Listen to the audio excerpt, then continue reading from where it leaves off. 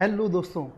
बचपन में एक कहावत सुनी थी, करत करत अभ्यास के जड़मति होत सुजान, रसरी आवत जात के सिल पर पड़त निशान। इसका मतलब आप जानते होंगे, मैं आपको बताना चाहता हूं फिर भी कि जब रस्सी किसी कठोर पत्थर पे लगातार आती जाती है तो उस कठोर पत्थर पर भी निशान पड़ जाता है। वैसे ही अगर नियमित कोई अभ्यास किया जाए, लगातार प्रैक्टिस किया जाए, तो मूर्ख व्यक्ति भी चतुर बन जाता है, मूर्ख व्यक्ति भी विद्वान बन जाता है लगातार प्रैक्टिस से।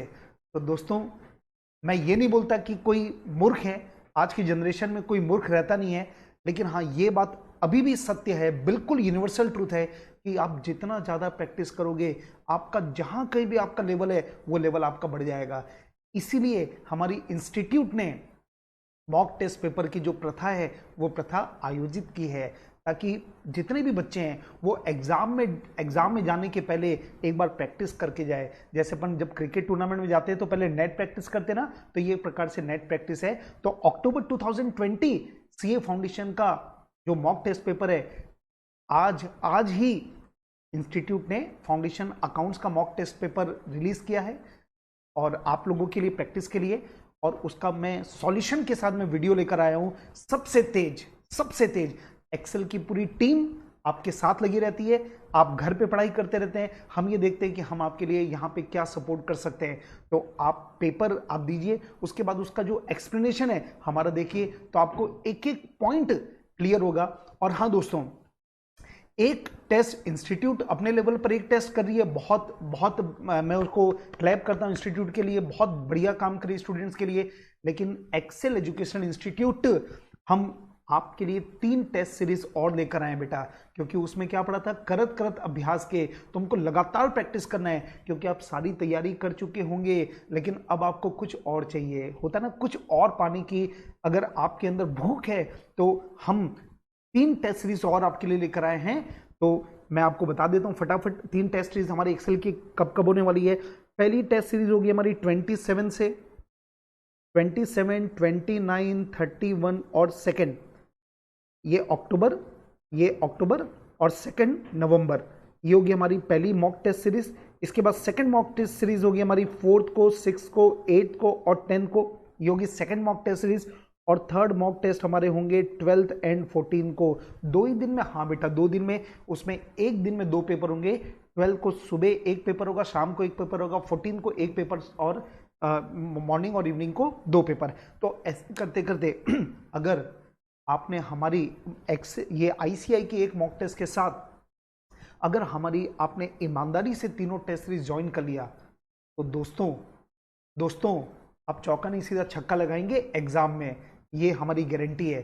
तो अगर आप हमारे एक्सेल की टेस्ट सीरीज ज्वाइन करना चाहते हैं, तो ऐप में हमारा एक्सेल का ऐप है, उसका डिस्क्रिप्शन लिंक आपको मिल जाएगा डिस्क्रिप्शन बॉक्स में, तो उसको जरूर से आप ज्वाइन कर सकते हैं बेटा, आपको बहुत ज़्यादा फायदा मिलेगा। तो जैसे मैं इसको एक्सप्लेन कर रहा हूँ, वैसे ही हमारे जो भी टेस्ट होंगे उसमें पूरा कंप्लीट आंसर के साथ, सॉल्यूशन के साथ आपको एक्सप्लेनेशन मिलेगा। चलिए बेटा, स्टार्ट करते हैं फटाफट। क्वेश्चन नंबर 1, 100 मार्क्स का पेपर, क्वेश्चन नंबर 1। एक बात ध्यान रखना बेटा, एग्जाम में जब भी आते हो ना, तो सबसे पहले ऊपर में जो जो लिखा रहता है पढ़ा जरूर कीजिए। जैसे देखिए, मैं पढ़ना स्टार्ट कर रहा हूँ, principle and practice of accounting, ठीक है जी, हमारा पेपर है। क्वेश्चन नंबर 1 इज कंपलसरी, मतलब क्वेश्चन नंबर 1 बनाना ही है, देयर इज नो चॉइस, ध्यान रखिएगा। इसके बाद answer any 4 question from remaining 5 question, बचे हुए जो 5 क्वेश्चन है उसमें 4 ही अटेम्प्ट करना है, पांचों। कई बार क्या करते हैं मालूम, लोग ये पढ़ते नहीं है, सीधा बनाना चालू कर देते हैं और सब बना के आ जाते हैं, तो ये भी तो गलती है। ज्यादा भी नहीं बनाना है, अपने को जितना रिक्वायर्ड है उतना बनाना है, ओके। चलिए, इसके बाद देखिए खास बात क्या लिखा है, wherever necessary suitable assumption should be made and disclose by way of note forming part of your answer, working note should be form part of your answer. 2 बड़ी इंपॉर्टेंट बातें हैं। सबसे पहले देखो, आपको मालूम है कि कई जगह अकाउंट्स में एजम्पशन लेना पड़ सकता है, आपको साफ साफ लिख रहा है कि एजम्पशन दीजिए, नोट के रूप में दीजिए। तो जब जब एजम्पशन की बात आएगी तो आपको लिखना पड़ेगा एजम्पशन, ठीक है। और दूसरा क्या लिखा है, working note should be form part of your answer. हम लोग इतना ज्यादा बच्चों को सिखाते हैं कि वर्किंग नोट कैसे बनना चाहिए, ताकि हम चाहते हैं कि अगर 20 नंबर का क्वेश्चन है तो 20 में 19 नहीं चाहिए, हमको 20 में 20 चाहिए। तो चलिए बेटा, फटाफट स्टार्ट करते हैं। मैं सॉल्यूशन के साथ आपके साथ प्रेजेंट हूं। चलिए, लेकिन स्पीड से चलेंगे और सॉल्यूशन की चिंता मत करना, ये डिस्क्रिप्शन बॉक्स में मैं उसका भी लिंक दे दूंगा, ताकि पूरा जो मैंने सॉल्व करके रखा है पेपर आप लोगों के लिए, तो बस हमारा छोटा सा प्रयास रहता है ताकि आपको मदद मिल सके। आप इतना बेटा मेहनत करें तो हम भी थोड़ी मेहनत आपके लिए जरूर करेंगे, करते रहेंगे। चलिए स्टार्ट करते हैं। सबसे पहला क्वेश्चन है ट्रू और फॉल्स, इंस्टीट्यूट का ये पैटर्न ही होता है। चलिए स्टार्ट करते हैं। पहला नंबर, क्वेश्चन नंबर 1, और देखिए वर्ड क्या लिखा है, विथ रीजन। तो केवल ट्रू फॉल्स काम लिखने से काम नहीं चलेगा, आपको ट्रू फॉल्स लिखना पड़ेगा विथ रीजन। चलिए स्टार्ट करते हैं। First number, when the shares are forfeited, जब शेयर्स का फोरफिचर होता है, share capital is debited with called up capital. बिल्कुल सही बोल रहा है कि जब शेयर का फोरफिचर होता है तो आपको मालूम है कि हम शेयर कैपिटल अकाउंट को कर देते हैं डेबिट, कौन से अमाउंट से, कॉल्ड अप कैपिटल से। And the share forfeiture account is credited, share forfeiture account को क्रेडिट करते हैं, बात सही है बिल्कुल, with call in arrear of share forfeited. लेकिन ये गलत बोल दिया, क्या बोल दिया, शेयर फोरफिचर अकाउंट को हम क्रेडिट करते हैं कॉल इन अरियर, मतलब जो पैसा नहीं मिला उससे, गलत है। शेयर फोरफिचर अकाउंट को हम क्रेडिट करते हैं किस, कौन से अमाउंट से, जो पैसा हमको मिल चुका होता है उससे। ओके, तो ये इसलिए स्टेटमेंट क्या हो गया, फॉल्स। ठीक है जी, आगे बढ़ते हैं। Second number, discount at the time of retirement of bill, जब बिल का रिटायरमेंट होता है, रिटायरमेंट मतलब समय से पहले भुगतान करना, प्री पेमेंट करना, तो अगर प्री पेमेंट के समय जब डिस्काउंट दिया जाता है, it is a gain for the ड्रॉई, ये ड्रॉई के लिए गेन है, बिल्कुल सही है। ड्रॉई का मतलब क्या हो गया, डेटर, तो नेचुरली डेटर को डिस्काउंट मिला तो उसके लिए गेन हो गया, तो ये स्टेटमेंट क्या है, बिल्कुल ट्रू है। इसके बाद point number 3, receipt and payment account highlight total income and expenditure, बिल्कुल गलत है भैया। रिसीट एंड पेमेंट अकाउंट से इनकम एक्सपेंडिचर पता नहीं चलता, रिसीट एंड पेमेंट अकाउंट से पता चलता है कि कितना पैसा आया और कितना पैसा गया। इसके बाद अगला point, capital plus long term liability is equal to fix asset plus current asset plus cash minus current liability, ये भी इक्वेशन बिल्कुल गलत है।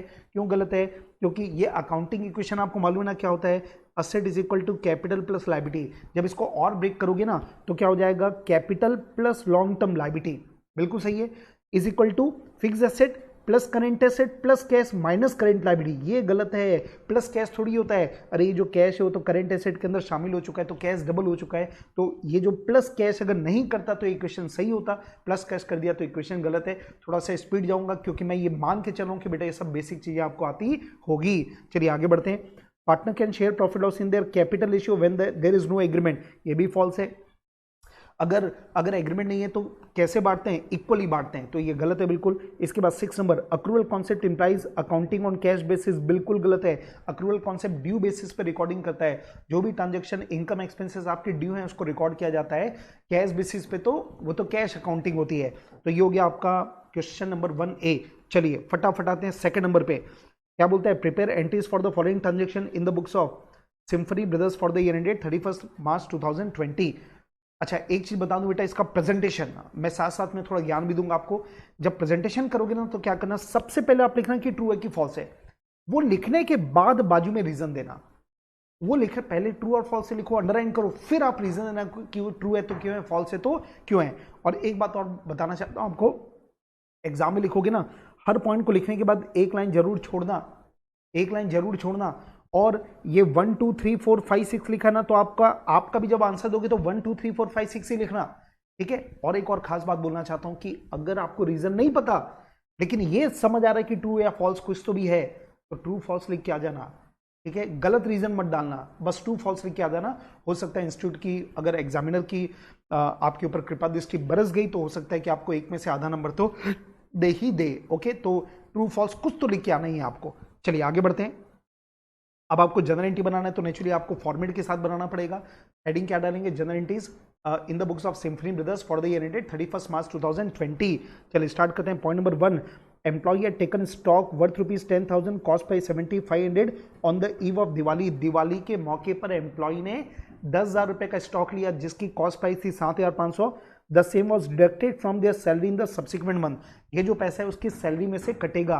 तो कुल मिला के आप ये मानिए कि आपने एम्प्लॉय को आज सैलरी दे दी स्टॉक के रूप में, आपने अपने एम्प्लॉय को सैलरी दे दी स्टॉक के रूप में। तो एंट्री क्या बनती है, एंट्री बनेगी यहाँ पे salary account debit to purchase account, और कितने अमाउंट से, 7,500 से। Salary account debit to purchase account कितने अमाउंट से, 7,500 से। लॉजिक सुनिएगा, अरे मैं एम्प्लॉय को कैश दूं तो भी सैलरी है, रेम्युनरेशन दे रहा हूं ना मैं, चाहे मैं कैश के रूप में दूं या अदर मोड में दूं, तो यहां पे मैंने अपने एम्प्लॉय को स्टॉक दे दिया।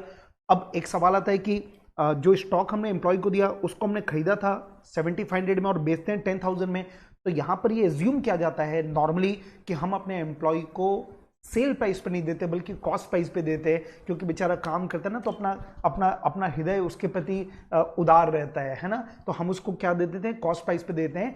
तो इसलिए हमने एंट्री क्या बना दी, salary account debit to purchase account. यहां पे मैं रिकमेंड करूंगा कि आपको एजम्पशन डालना चाहिए कि हम ये एज्यूम करें कि हमने एम्प्लॉय को कॉस्ट प्राइस पे गुड्स दिया है, क्योंकि हम सेल प्राइस पे भी दे सकते हैं। और अगर हमने उसको सेल प्राइस पे दिया होता तो एंट्री बनती है salary account debit to sale, कितना रुपए, 10,000 रुपए, तो ये 7,500 हम ये एज्यूम करें कि हमने इसको कॉस्ट प्राइस पे माल दिया है। ओके, चलिए आगे बढ़ते हैं। Goods distributed by way of free sample, हमने फ्री सैंपल के रूप में गुड्स बांट दिए। एंट्री बोलो मेरे साथ क्या होगी, free sample account debit, free sample account debit to purchase account, free sample account debit to purchase account. ठीक है, कितना, 2,000 रुपए। फ्री सैंपल आपका एक्सपेंस से डेबिट करेंगे, गुड्स आ रहा है तो परचेस को क्रेडिट करेंगे। तीसरा नंबर, income tax liability of proprietor ₹1400 was paid out of petty cash. Proprietor की इनकम टैक्स लायबिलिटी है, आपको मालूम है इनकम टैक्स एक पर्सनल एक्सपेंसेस होता है, तो प्रोप्राइटर के पर्सनल एक्सपेंसेस का पेमेंट पेटी कैश से किया, तो आप एंट्री क्या बनाएंगे, ड्रॉइंग अकाउंट डेबिट, उसका पर्सनल खर्चे का पेमेंट हुआ है, drawing account debit to petty cash. आपको मालूम है कि एक होता है कैश और एक होता है पेटी कैश, जब पेटी कैश वर्ड यूज किया जाता है तो आपको भी पेटी कैश लिखना चाहिए। ठीक है, चलिए आगे बढ़ते हैं। Purchase of goods from Naveen, list price 2,000 रुपए की है, हमने गुड्स परचेस किया नवीन से, 2,000 रुपए की लिस्ट प्राइस है, मतलब एमआरपी है। आगे, ही अलाउड 10% ट्रेड डिस्काउंट, 10% का ट्रेड डिस्काउंट, आपको मालूम है ट्रेड डिस्काउंट की कभी एंट्री पास नहीं होती, तो परचेस करते समय 10% का ट्रेड डिस्काउंट मिला। And ₹50 cash discount was allowed for the quick payment, हमने तुरंत पेमेंट कर दिया तो हमको 50 रुपए का हमको डिस्काउंट भी मिल गया, कैश डिस्काउंट। तो नेचुरली इसमें कैश डिस्काउंट भी है, ट्रेड डिस्काउंट भी है। और एक बात पक्का है कि ये परचेस कौन सा परचेस है, कैश परचेस, तो जब भी कैश परचेस होगा तो पर्सन का नाम रिकॉर्ड नहीं होगा। तो इसकी एंट्री क्या बनेगी, बोलो मेरे साथ, एंट्री बनेगी अपनी purchase account debit to cash और टू डिस्काउंट। चलिए अब मैं यहां पे अपनी वर्किंग बताना आपको चालू करता हूं, जस्ट अ मिनट, आपको मैं फटाफट इसकी वर्किंग दिखा दूं। चलिए, ये पूरा आपको मिल जाएगा बेटा, चिंता मत कीजिएगा। ये देखिए, ये परचेस हमने 2,000 रुपए में किया था, 2,000 रुपीज का परचेस है हमारा। सबसे पहले ट्रेड डिस्काउंट माइनस होता है 10%, 200 रुपए, 1,800 बचा, फिर 50 रुपए का कैश डिस्काउंट भी है 50 रुपीज, तो टोटल अमाउंट पे कितना किया हमने 1750। तो आपको मालूम है कि परचेस की एंट्री हमेशा कितने से होगी, 1800 से, ट्रेड डिस्काउंट की बाद जो अमाउंट होती है, तो परचेस को डेबिट कर दिया, और जो कैश डिस्काउंट हमको मिला तो हमारी इनकम है, तो डिस्काउंट को हम क्रेडिट करेंगे, और हमने कैश कितना पे किया 1750, तो टू कैश हो गया 1750। चलिए आगे बढ़ते हैं।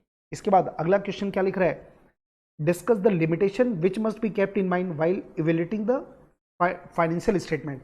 ये जो थ्योरेटिकल क्वेश्चन है उसको मैं, 2 थ्योरेटिकल क्वेश्चन है मैं एक साथ ले लूंगा। चलिए भी प्रैक्टिकल आगे बढ़ते हैं। अब आते हैं सेकंड नंबर, सेकंड ए पढ़ते हैं बेटा, ये अच्छा क्वेश्चन है, गुड क्वेश्चन, इन्वेंटरी का अच्छा क्वेश्चन है बेटा। चलिए 2A, 1 कंपल्सरी था वो हमने बना दिया। अब आते हैं 2A में क्या लिखा, देखिए, physical verification of stock in business was done on 14 जून 2020। हमने फिजिकल, आपको दिख रहा होगा स्टॉक का क्वेश्चन है, और स्टॉक का फिजिकल वेरिफिकेशन कब किया गया, 14 जून 2020 को। ठीक है, the value of stock was 96 lakh, मतलब 14 जून को स्टॉक का वैल्यूएशन कितना हुआ, फिजिकल वेरिफिकेशन है, ध्यान रखिए ये फिजिकल स्टॉक है, और स्टॉक का वैल्यूएशन कितना हो गया 96 लाख। ठीक है, following transaction was took place between 14 June to 30 June. अभी 14 जून से लेकर 30 जून तक का आपको ट्रांजेक्शन दिया हुआ है। एक बार आखिरी में पढ़ते हैं, पूछ क्या रहा है, determine the value of stock as on 30 June 2020। तो आप समझ चुके हैं बेटा, स्टॉक टेकिंग का क्वेश्चन है, हमको 14 जून का स्टॉक दिया है और हमको पहुंचना कब है, 30 जून को। तो हमको करना क्या है, पहले बेसिक कॉन्सेप्ट ध्यान करें। हाँ, यहां पे फिजिकल स्टॉक है 96 लाख का फिजिकल स्टॉक। अब आपको क्या करना है, यहां से लेकर यहां तक ये जो पीरियड है, इस पीरियड में जो भी गुड्स परचेस किया होगा, या परचेस की जगह मैं बेटर वर्ड यूज करूंगा, अगर मेरे पास इस समय गुड्स आया होगा, रिसीट हुआ होगा, तो स्टॉक बढ़ेगा, और अगर मैंने इस दौरान स्टॉक इशू किया होगा तो मेरा स्टॉक कम हो जाएगा। लेकिन एक बात ध्यान रखेंगे हम लोग कि ये जो भी रिसीट इशू है ना, वो सब किस पर रिकॉर्ड करना पड़ेगा, कॉस्ट पर, क्योंकि हम स्टॉक का वैल्यूएशन किस पर करते हैं, कॉस्ट पर। तो 14 जून से बढ़ते हमको कहां तक जाना है, 30 जून तक। चलिए स्टार्ट करते हैं, आगे क्या लिखा है, out of the goods Saint on consignment, goods Saint on consignment मतलब हम कंसाइनर हैं, हमने अपना कुछ गुड्स कंसाइनी को भेजा था, अपने अपने एजेंट को भेजा था, goods at cost worth 4,80,000 worth unsold, तो 4,80,000 रुपए का जो गुड्स है ना ये उसके पास पड़ा हुआ है। तो आपको अच्छे से मालूम है बेचा फिजिकल स्टॉक है ना वो हमारे यहाँ का 96 लाख है, लेकिन हमारा जो 4,80,000 रुपए का स्टॉक है ना, हमारे स्टॉक हमारे एजेंट के पास पड़ा है, तो वो भी तो मेरा क्लोजिंग स्टॉक है। अरे दुनिया के किसी भी कोने में 30 जून को मेरा अगर स्टॉक पड़ा है ना तो मेरा स्टॉक है, तो ये गुड्स मैंने भेजा है, मतलब मैं कंसाइनर हूँ, तो कंसाइनी के पास जो स्टॉक है ना उससे मेरा स्टॉक बढ़ जाएगा। तो ये 4,80,000 96 लाख का स्टॉक मेरे के यहाँ पड़ा हुआ है और 4,80,000 का मेरा स्टॉक मेरे एजेंट के पास पड़ा है, तो इसलिए इसको हमको क्या करना पड़ेगा, प्लस। ओके, आगे बढ़ते हैं। परचेस ₹8 लाख वर मेड, यहां तक एक बार पढ़िए क्या मतलब हुआ।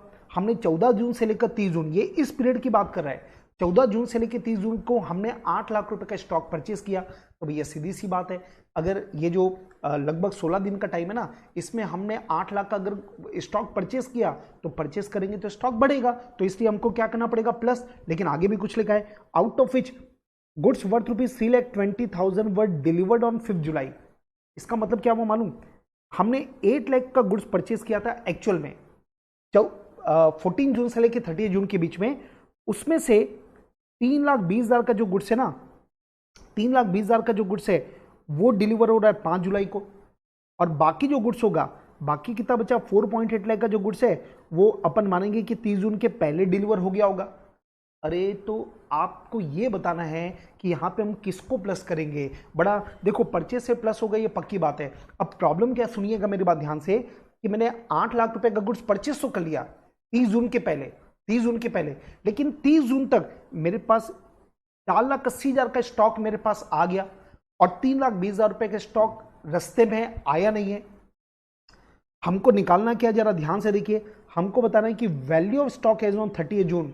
हमको ये नहीं बताना है कि फिजिकल स्टॉक 30 जून को हमारे पास कितना है, हमको बोल रहा है कि स्टॉक की वैल्यू बताओ। मतलब 30 जून को हमारे पास, चाहे हम अगर ओनर बन गए स्टॉक का, गुड्स का, तो वो हमारा स्टॉक कहलाएगा, चाहे हमारे पास 30 जून के पहले आया हो या नहीं आया हो। तो हम ओनर कितने के बन चुके हैं, जितने का हमने परचेस किया, तो 8 लाख रुपए से हमने गुड्स परचेस किया है। अब वो गुड्स मेरे पास 30 जून के पहले आए या बाद में आए, इससे कोई फर्क नहीं पड़ता, इसलिए आपको पूरा का पूरा 8 लाख रुपए प्लस करना पड़ेगा। हमारा स्टॉक 8 लाख रुपए से बढ़ेगा, भले कुछ गुड्स 30 जून के पहले आ गया, कुछ गुड्स 30 जून के बाद आया, क्योंकि हमको स्टॉक निकालना है एज पर बुक। स्टॉक की टोटल वैल्यू में कितना बढ़ेगा, प्लस होगा 8 लाख। ठीक है, इस बात को ध्यान रखना, कंफ्यूजिंग है। अब इसको प्रेजेंट दो तरीके से कर सकते हो आप, ये दोनों को अलग अलग भी दिखा सकते हो, पहला और दूसरा। इंस्टीट्यूट का आंसर तो कल आएगा, लेकिन ये मैं अपना सजेस्टेड आंसर दे रहा हूं। इंस्टीट्यूट हो सकता है ऐसा दिखा दे कि 4,80,000 वो बता देगी कि ये हमारे पास गुड्स आ चुका है, और 3,20,000 फिर वो क्या दिखाएगी मालूम, स्टॉक इन ट्रांजिट। क्या दिखाएगी, स्टॉक इन ट्रांजिट। ये जो स्टॉक है वो ट्रांजिट में है, तो क्लियर कीजिएगा। आप डायरेक्ट 8 लाख को प्लस करके दिखा सकते हो, या आप दिखा सकते हो 4,80,000 स्टॉक रिसीव्ड और 3,20,000 स्टॉक इन ट्रांजिट। तो ये दोनों को अलग अलग भी दिखाओगे तो इसका मतलब टोटल आप कितना प्लस करेंगे, 8 लाख रुपीस का। चलिए आगे बढ़ते हैं। अब ये है सबसे धांसू पॉइंट। चलिए बेटा देखते हैं क्या लिखा है, देखते हैं। सेल्स वर 27,20,000।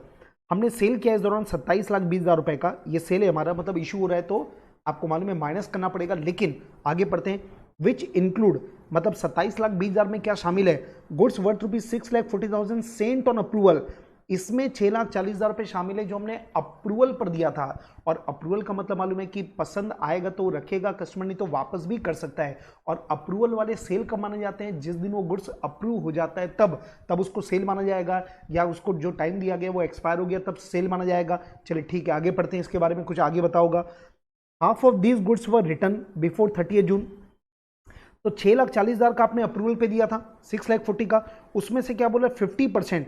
इसका जो 50% है मतलब 3,20,000 है, ये तो वापस आ गया, और वापस आ गया मतलब ये सेल ही नहीं हुआ, वापस आ गया मतलब तो सेल ही नहीं है।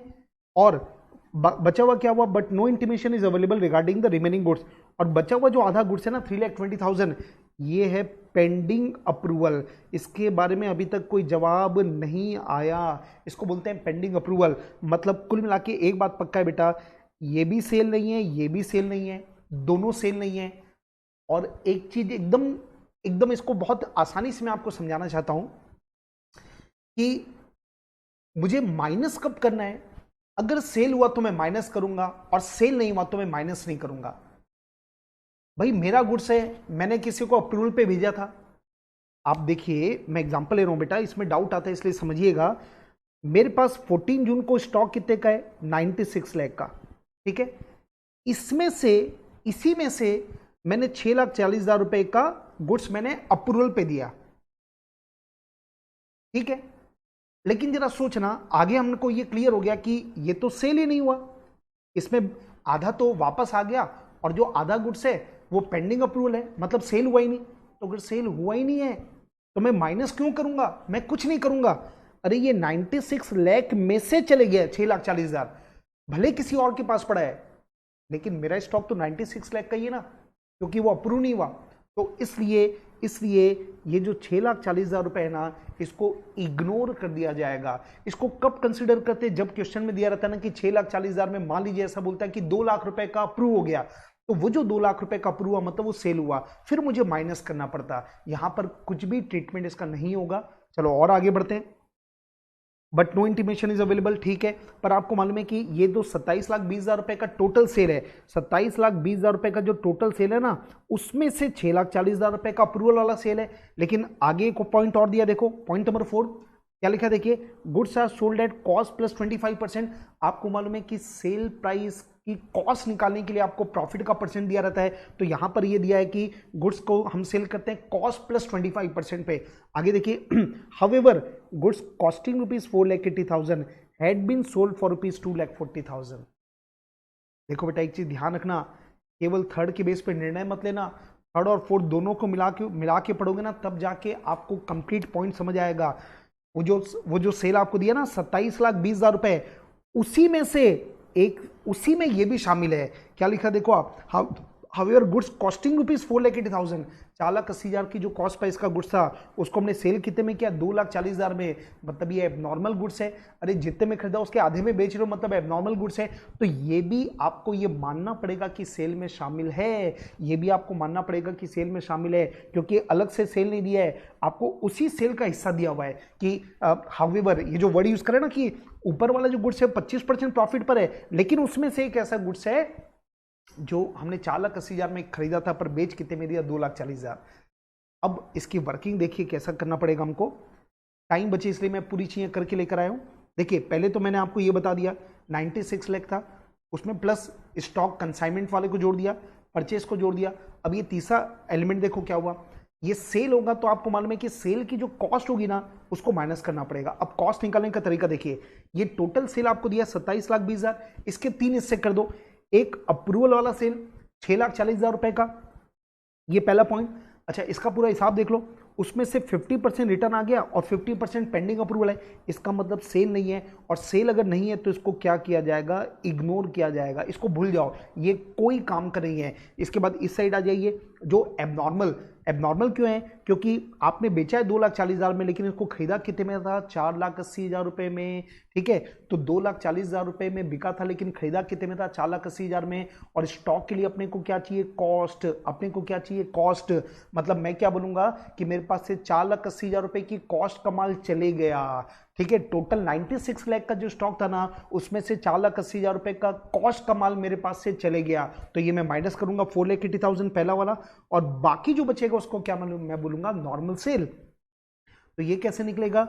ये कैसे निकला मेरा? 27,20,000 था ना, उसमें से 640 का अप्रूवल वाला था, और उसके बाद 2,40,000 का एबनॉर्मल सेल है। तो इनको दोनों को माइनस करने के बाद जो बचेगा वो होगा नॉर्मल सेल। अब इसका मुझे क्या निकालना पड़ेगा? कॉस्ट। तो आपको मालूम है कि प्रॉफिट किस पे दिया है?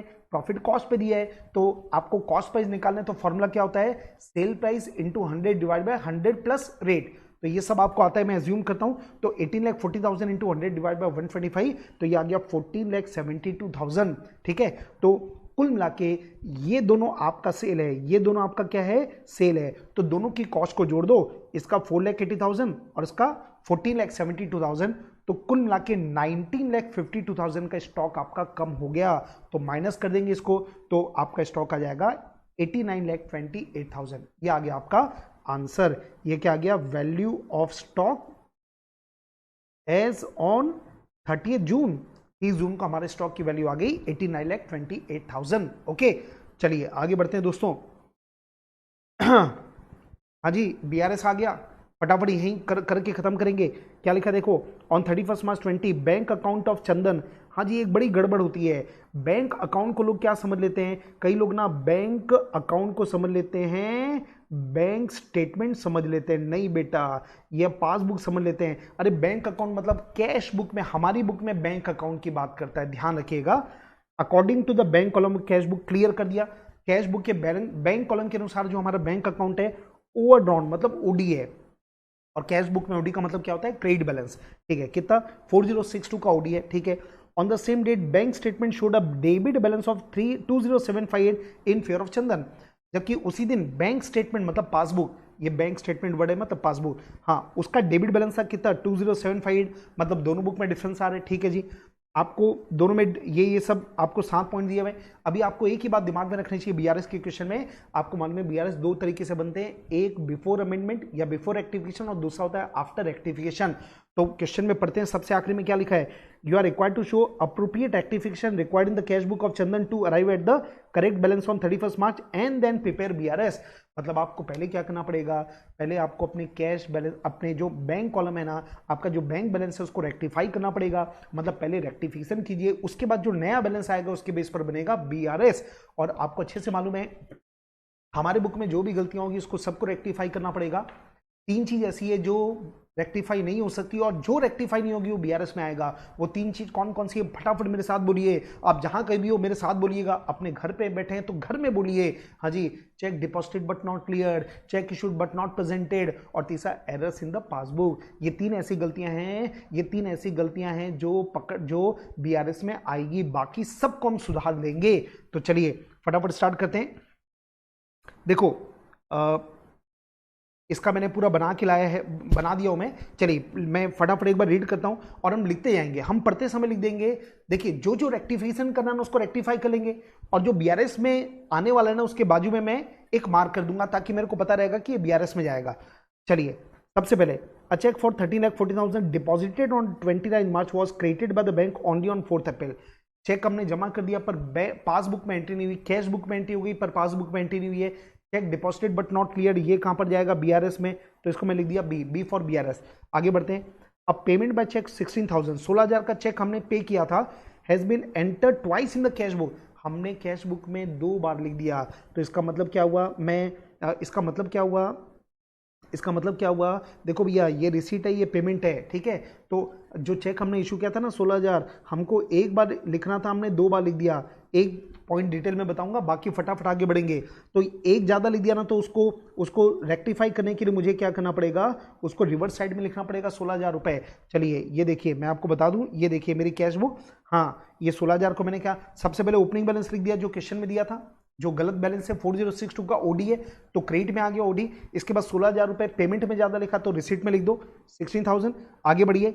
On 29 March, the bank had created 1,17,400 receipt from customer, but advised not received by Chandan।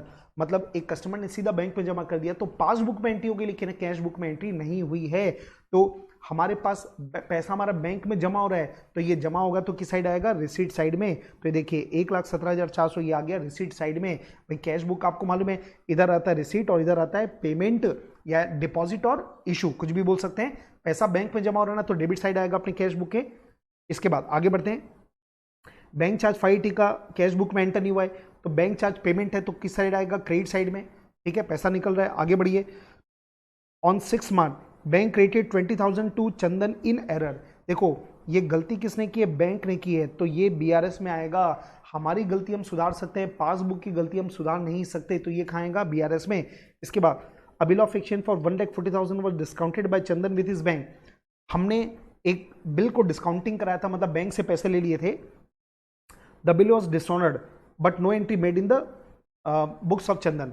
लेकिन ये जो बिल था ना वो डिसऑर्डर हो गया और हमने अपनी बुक में एंट्री नहीं की। तो आपको मालूम है कि जब बैंक को पैसा नहीं मिला होगा तो बैंक ने हमारे अकाउंट से पैसा निकाल लिया, ठीक है, तो उसकी एंट्री हमने नहीं की। तो बैंक अगर हमारे अकाउंट से पैसा निकालेगा तो कहाँ आएगा, हमारा बैंक बैलेंस कम हो जाएगा, तो पेमेंट साइड लिखेंगे इसको, बी आर डिसऑनर।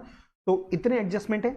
हाँ, एक बात और लिखा है, check issued but not presented, तो ये कहाँ आएगा, बीआरएस में। तीन चीज बीआरएस में आती है। हाँ जी, तो ये सब जब आप देखोगे ना तो हमारा रेक्टिफाइड बैलेंस कितना आ गया, 11,242 रुपए।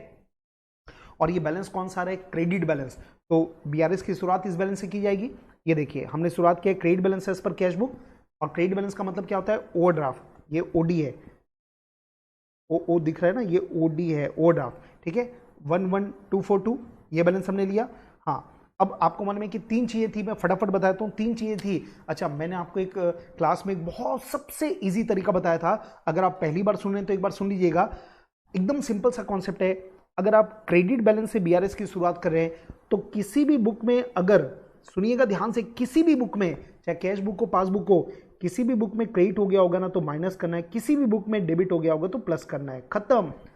दो लाइन में, दो वर्ड में बीआरएस खत्म हो जाता है बेटा। अब मैं इसको प्रूफ कर देता हूं फटाफट। देखिए पहला वर्ड क्या लिखा है, check deposited but not clear.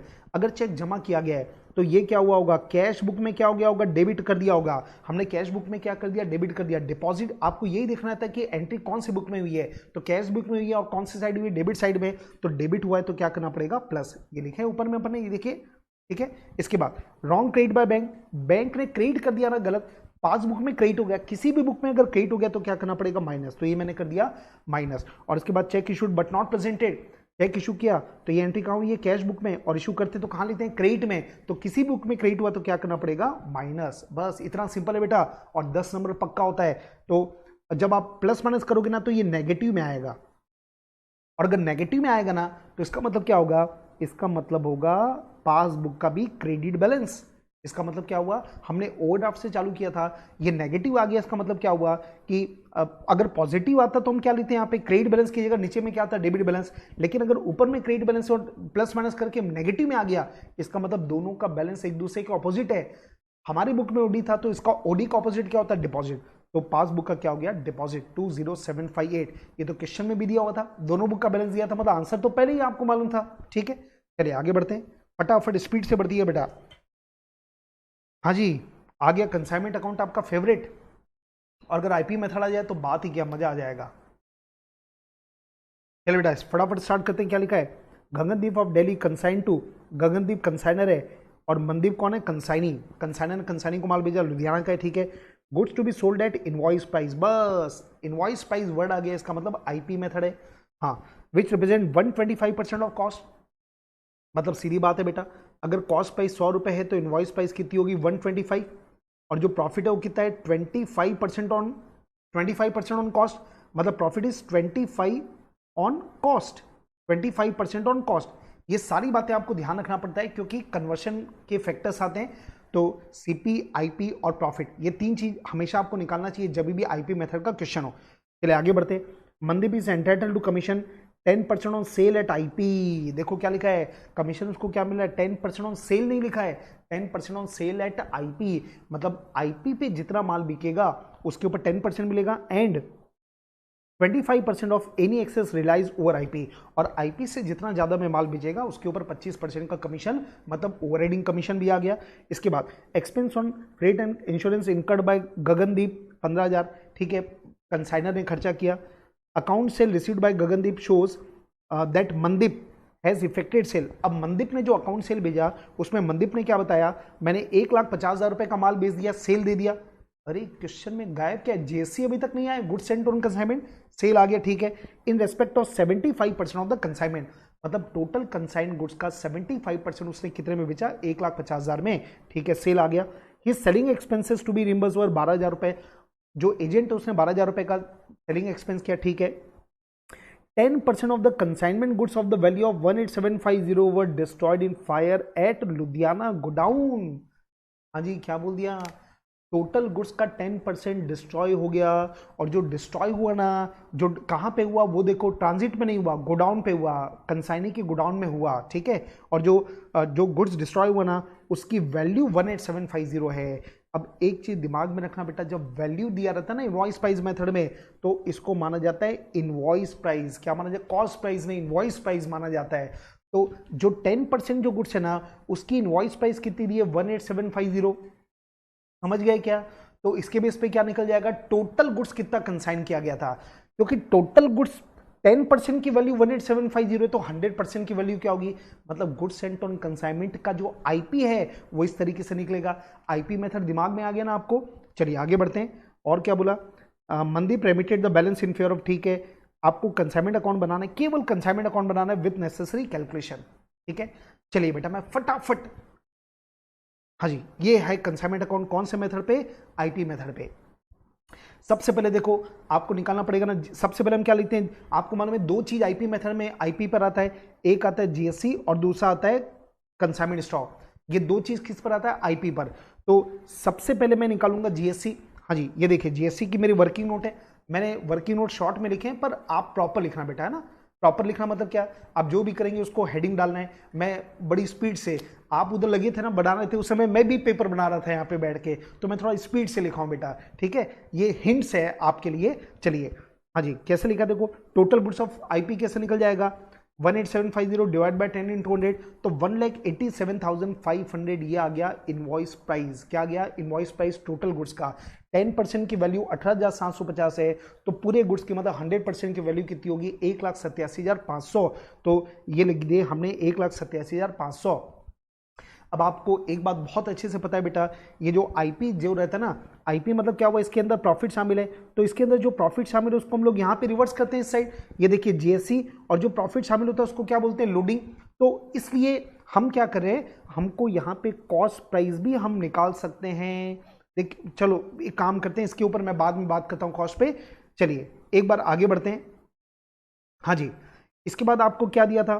Consignor ने 15,000 खर्च किया, वो लिख दो। फिर आपको दिया था कंसाइनी ने 12,000 रुपए खर्च किया, ये लिख दिया हमने। फिर आपको सेल दिया था, देखो तो मनदीप यहाँ पे लिखेंगे, मनदीप और सेल कितना है? 1,50,000। बेटा मैं ये मान के चल रहा हूँ कि आप सब पढ़ के बैठे ना, तो प्लीज थोड़ा मेरे को स्पीड से बढ़ने दो। हाँ, अब मेरे को ये चाहिए कि कितना प्रॉफिट शामिल है, कितना प्रॉफिट शामिल है। तो देखिए ये देखिए इसकी वर्किंग्स का तरीका क्या होता है, लोडिंग निकालने का तरीका क्या होता है। टोटल आपका इनवॉइस प्राइस है 187,500, ठीक है। अब प्रॉफिट जो है ना, प्रॉफिट कितना दिया था क्वेश्चन में? 25% ऑन कॉस्ट प्राइस। 25% मतलब क्या हो गया? 1/4 ऑन सीपी कॉस्ट प्राइस। तो आईपी पर कितना होगा? डिनोमिनेटर को एक बढ़ा देते हैं, आपको मालूम है, तो 1/4 का कितना हो जाएगा? 1/5 ऑन आईपी। तो ये आपका इनवॉइस प्राइस है 187,500, इसका 1/5 करेंगे तो कितना आएगा? 37,500। ये आ गया आपका प्रॉफिट या लोडिंग जिसको बोलते हैं, मतलब 187,500 में आपका 87,500 रुपए का प्रॉफिट शामिल है। तो उसको अगर हटाओगे ना तो कॉस्ट आ जाएगा। हर चीज निकाल के रख लो, काम आती है बेटा इसमें। अगर मैं ये निकाल के रखा हूं कि इसका सीपी कितना है, क्योंकि मुझे कहीं ना कहीं काम आने वाला है, तो सीपी कैसे निकालते हैं? या तो आप क्या करो, इसमें से माइनस करोगे तो भी 1,50,000 सीपी आ जाएगा, और या सीपी का अलग से फॉर्मूला भी यूज कर सकते हैं। ये फॉर्मूला हो गया बेटा, सीपी का फॉर्मूला क्या था? Invoice price into 100 divide by 100 plus rate. तो 100 प्लस रेट मतलब 125, तो इसके हिसाब से सीपी आ गया 1,50,000 रुपए, ठीक है। ये सब वर्किंग में करके आपको बता दिया, आगे काम आएगा। चलिए आगे बढ़ते हैं। तो ये लोडिंग जो है वो निकाल लिया हमने। हाँ, अब इसके बाद देखिए, अब अपने दो चीज बच गए, एक तो आपको एबनॉर्मल लॉस है क्वेश्चन में दिया हुआ है, और दूसरा स्टॉक, और एक, हाँ सॉरी, एक बात लिखा था कमीशन। तो पहले मैं कमीशन की वर्किंग कर लूं। ये देखिए बेटा, कमीशन, कमीशन आ जाओ भैया, कमीशन, ओके, कमीशन की वर्किंग मैंने यहीं कर लिया। ये देखिए क्वेश्चन में क्या लिखा था कि आईपी, जितने पे आईपी पे बिका है ना उसका 10%। तो देखिए टोटल गुड्स का इनवॉइस प्राइस था 187,500, ये अपन ने निकाला। ये देखिए टोटल गुड्स का इनवॉइस प्राइस कितना है? 187,500। तो उसका बिका कितना? 75%। तो 187,500 का 75% कर लो, तो जितना गुड्स बिका ना उसका आईपी आ गया, इसके ऊपर 10%, तो ये आ गया 140,603। उसके बाद क्या बोला? उससे जो इनवॉइस प्राइस है ना, मतलब ये जब कैलकुलेट करोगे ना, तो ये कैलकुलेट करोगे तो आ जाएगा 140,625। 1,87,500, 1,87,500 का 75% करोगे तो क्या आ गया? 140,625। उससे कितना ज्यादा में बेचा? आपने बेचा 1,50,000 में, तो 1,50,000 माइनस 140,625, इसका 25% ओवर राइडिंग कमीशन। तो ये भी दे दिया, तो टोटल कमीशन आ गया आपका 16407। ठीक है, ये कमीशन आ गया। अब दो इंपॉर्टेंट बातें बच गई, 1 और 2। ठीक है, तो आपको मालूम है कि हम लोग दोनों एक साथ निकालते हैं, तो चलिए एक हमारा जो चार्ट बनता है ये सबसे बेस्ट है, इसके हिसाब से वर्किंग करते हैं फटाफट। Calculation of closing stock and abnormal loss at cost, हम लोग सबसे पहले किस पे निकालते हैं, कॉस्ट पर। और आपको मालूम है कि केवल जो कंसाइनमेंट स्टॉक है ना वो आईपी पे लिखते हैं, एबनॉर्मल लॉस कभी आईपी पे रिकॉर्ड नहीं होता, वो तो कॉस्ट पे ही रिकॉर्ड होगा। 3 कॉलम बनते हैं, मालूम है आपको, पर्टिकुलर्स, क्वांटिटी एंड अमाउंट। हाँ जी, सबसे पहले GSC at invoice CP, sorry cost price. तो क्वांटिटी क्वेश्चन में दिया नहीं तो उसको 100 मान लेते हैं, क्वांटिटी दिया नहीं ना कि कितना भेजा तो हम 100 मान लेते हैं, हमने मान लिया 100। और कॉस्ट प्राइस कितना है, 1,50,000, हमने पहले इसीलिए निकाल दिया था। आपको मालूम है ना 187,500 का आईपी था, उसका कॉस्ट प्राइस हम पहले से निकाल चुके हैं 1,50,000, तो ये आ गया 1,50,000। फिर कंसाइनर का खर्चा उस पर जोड़ते हैं 15,000, तो टोटल 100 गुड्स की अभी तक की वैल्यू कितनी हो गई, 1,65,000।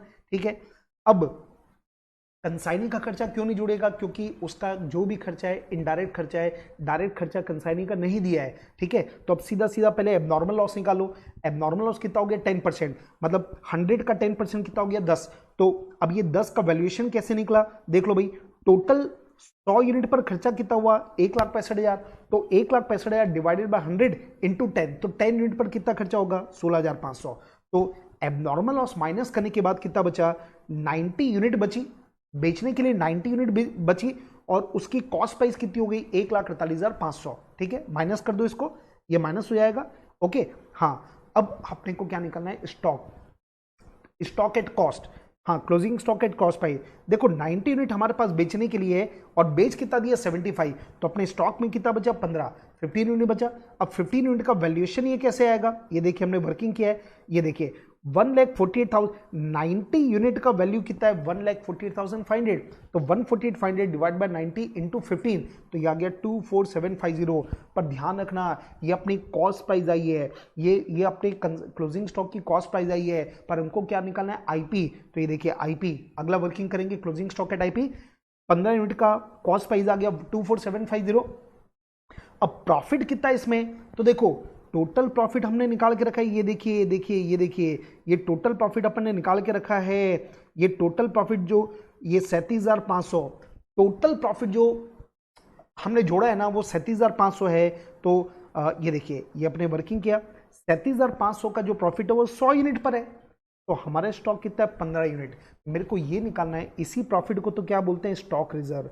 भाई स्टॉक में कितना प्रॉफिट हमको ऐड करना है, तो 37,500 रुपए जो प्रॉफिट है ना वो पूरे 100 यूनिट पर है, तो हमारे स्टॉक में 15 यूनिट बची ना, तो 15 पर कितना आएगा, 5,625। यही है बेटा अपना स्टॉक रिजर्व। तो इसको प्लस करके ये जो आता है ये क्या आ गया, क्लोजिंग स्टॉक एट आईपी। तो अब इसको प्रेजेंट कैसे करेंगे, कंसाइनमेंट अकाउंट के क्रेडिट में जो कंसाइनमेंट स्टॉक आता है एट आईपी वो आ जाएगा 30,375, और उसमें जो ये प्रॉफिट शामिल है 5,625 वो कहां पर आ जाएगा, डेबिट में, किस नाम से, स्टॉक रिजर्व। तो अपने आप जो स्टॉक है वो किस पर आ जाता है, कॉस्ट पे। एक तरफ आपने आईपी लिखा, दूसरी तरफ उसका प्रॉफिट रिवर्स कर दिया, तो अपने आप किस पे आ जाएगा, कॉस्ट पे। तो ये देख लीजिए आप, ये हमने जो वर्किंग किया था ना, ये कंसाइनमेंट स्टॉक आ गया 303, ये आईपी पे आ गया, ये 5,625, ये उसका स्टॉक रिजर्व आ गया, देखिए ये स्टॉक रिजर्व 5,625। ओके, हाँ, अब ये जो एबनॉर्मल लॉस है ये भी अपन ने निकाल लिया था। ये देखिए एबनॉर्मल लॉस कितना आया था बेटा, ये देखिए एबनॉर्मल लॉस कितना आया था, 16,500, ये हमने यहाँ पे रिकॉर्ड कर दिया 16,500। एबनॉर्मल लॉस में एक चीज आपको हमेशा ध्यान रखना चाहिए, एबनॉर्मल लॉस का जो वैल्यूएशन होता है जो हम इस तरीके से निकालते हैं, उसमें जो भी अमाउंट आता है ना वो कंसाइनमेंट अकाउंट के क्रेडिट में लिख दो, खत्म। Abnormal loss at cost price 16,500। तो जब आप कैलकुलेट करोगे तो आपको कंसाइनमेंट का लॉस दिखेगा कितना, 2,157, ये आ गया कंसाइनमेंट का लॉस। अब इसमें और कोई अकाउंट नहीं बनाना है, क्योंकि क्वेश्चन में क्या बोला था, कंसाइनमेंट अकाउंट बनाइए और विथ नेसेसरी कैलकुलेशन। तो ये पूरे के पूरे कैलकुलेशन अपन ने यहां पे बता दिए। ओके, चलिए आगे बढ़ते हैं 3B। नेक्स्ट 3A हो गया, 3B में आते हैं, क्या लिखा है क्वेश्चन देखो। हाँ, ये तो अकाउंट करेंट का दिख रहा है भाई, क्वेश्चन पढ़ते हैं। On 1 January 2020 Ankur account in Varun ledger showed a debit balance of 2,500। Ankur का अकाउंट वरुण के लेजर में दिख रहा है, वरुण के लेजर में अंकुर का अकाउंट दिख रहा है। क्या बैलेंस दिख रहा है? डेबिट बैलेंस कितना? 2500, मतलब ओपनिंग बैलेंस है, ठीक है। वरुण की बुक्स में बोल सकता हूं मैं, अंकुर का अकाउंट है। The following transaction took place between this for the quarter ended this, ठीक है। अब एक बार सबसे आखिर में देखते हैं कि पूछ क्या रहा है। हाँ, account were settle on 31 March, 31 मार्च को अकाउंट सेटल हो रहा है by means of a cheque, cheque के द्वारा। Prepare an account current to be submitted by Varun to Ankur, Varun account current बना के भेज रहा है किसको? अंकुर को, ठीक है। मतलब अंकुर का अकाउंट बनाना है वरुण के बुक में, तो अकाउंट करेंट बनाना है अपने को, okay. As on 31 March, taking interest at the rate of 10% per annum, 10% per annum का इंटरेस्ट है, okay. Calculation of interest to the nearest multiple of rupee. देखो बेटा, पॉइंट पे मत लिखना, क्योंकि क्वेश्चन में क्या लिखा है कि नियरेस्ट रुपी में लिखना है, तो बड़ी इजी, मतलब यहाँ पे पॉइंट का कैलकुलेशन क्वेश्चन में ही मना कर रहा है कि मत करना, तो अपन तो वैसे भी नहीं करना चाहिए, और दे देता तो बिल्कुल भी नहीं करना है आपको, ठीक है। चलिए अब मैं आपको बता दूं, सबसे पहले हम लोग बात करते हैं हेडिंग की। ये देखिए, ये सबसे पहले हम लोग बात कर देते हैं बेटा हेडिंग की। In the books of Varun, हाँ जी, क्या लिखा है? Ankur in account current with Varun. जिसका अकाउंट है तो उसका नाम पहले लिखते हैं, Ankur in account current with Varun. Interest 10% दिया आपको अप टू 31 मार्च, ओके। और प्रोडक्ट मेथड से हम लोग बनाने वाले हैं, फॉर्मेट वगैरह आपको अच्छे से मालूम है। अब मैं एक काम करता हूं, सीधा पहले क्वेश्चन को रीड अपन लोग कर लेते हैं, फिर केवल मैं कैलकुलेशंस आपको दिखा दूंगा। चलिए, क्या क्या लिखा है आपको मालूम है। सबसे पहले क्या आएगा? अंकुर का डेबिट बैलेंस है 2500 रुपए, तो ओपनिंग बैलेंस आ जाएगा 1 जनवरी को डेबिट साइड में 2500 रुपए, ठीक है।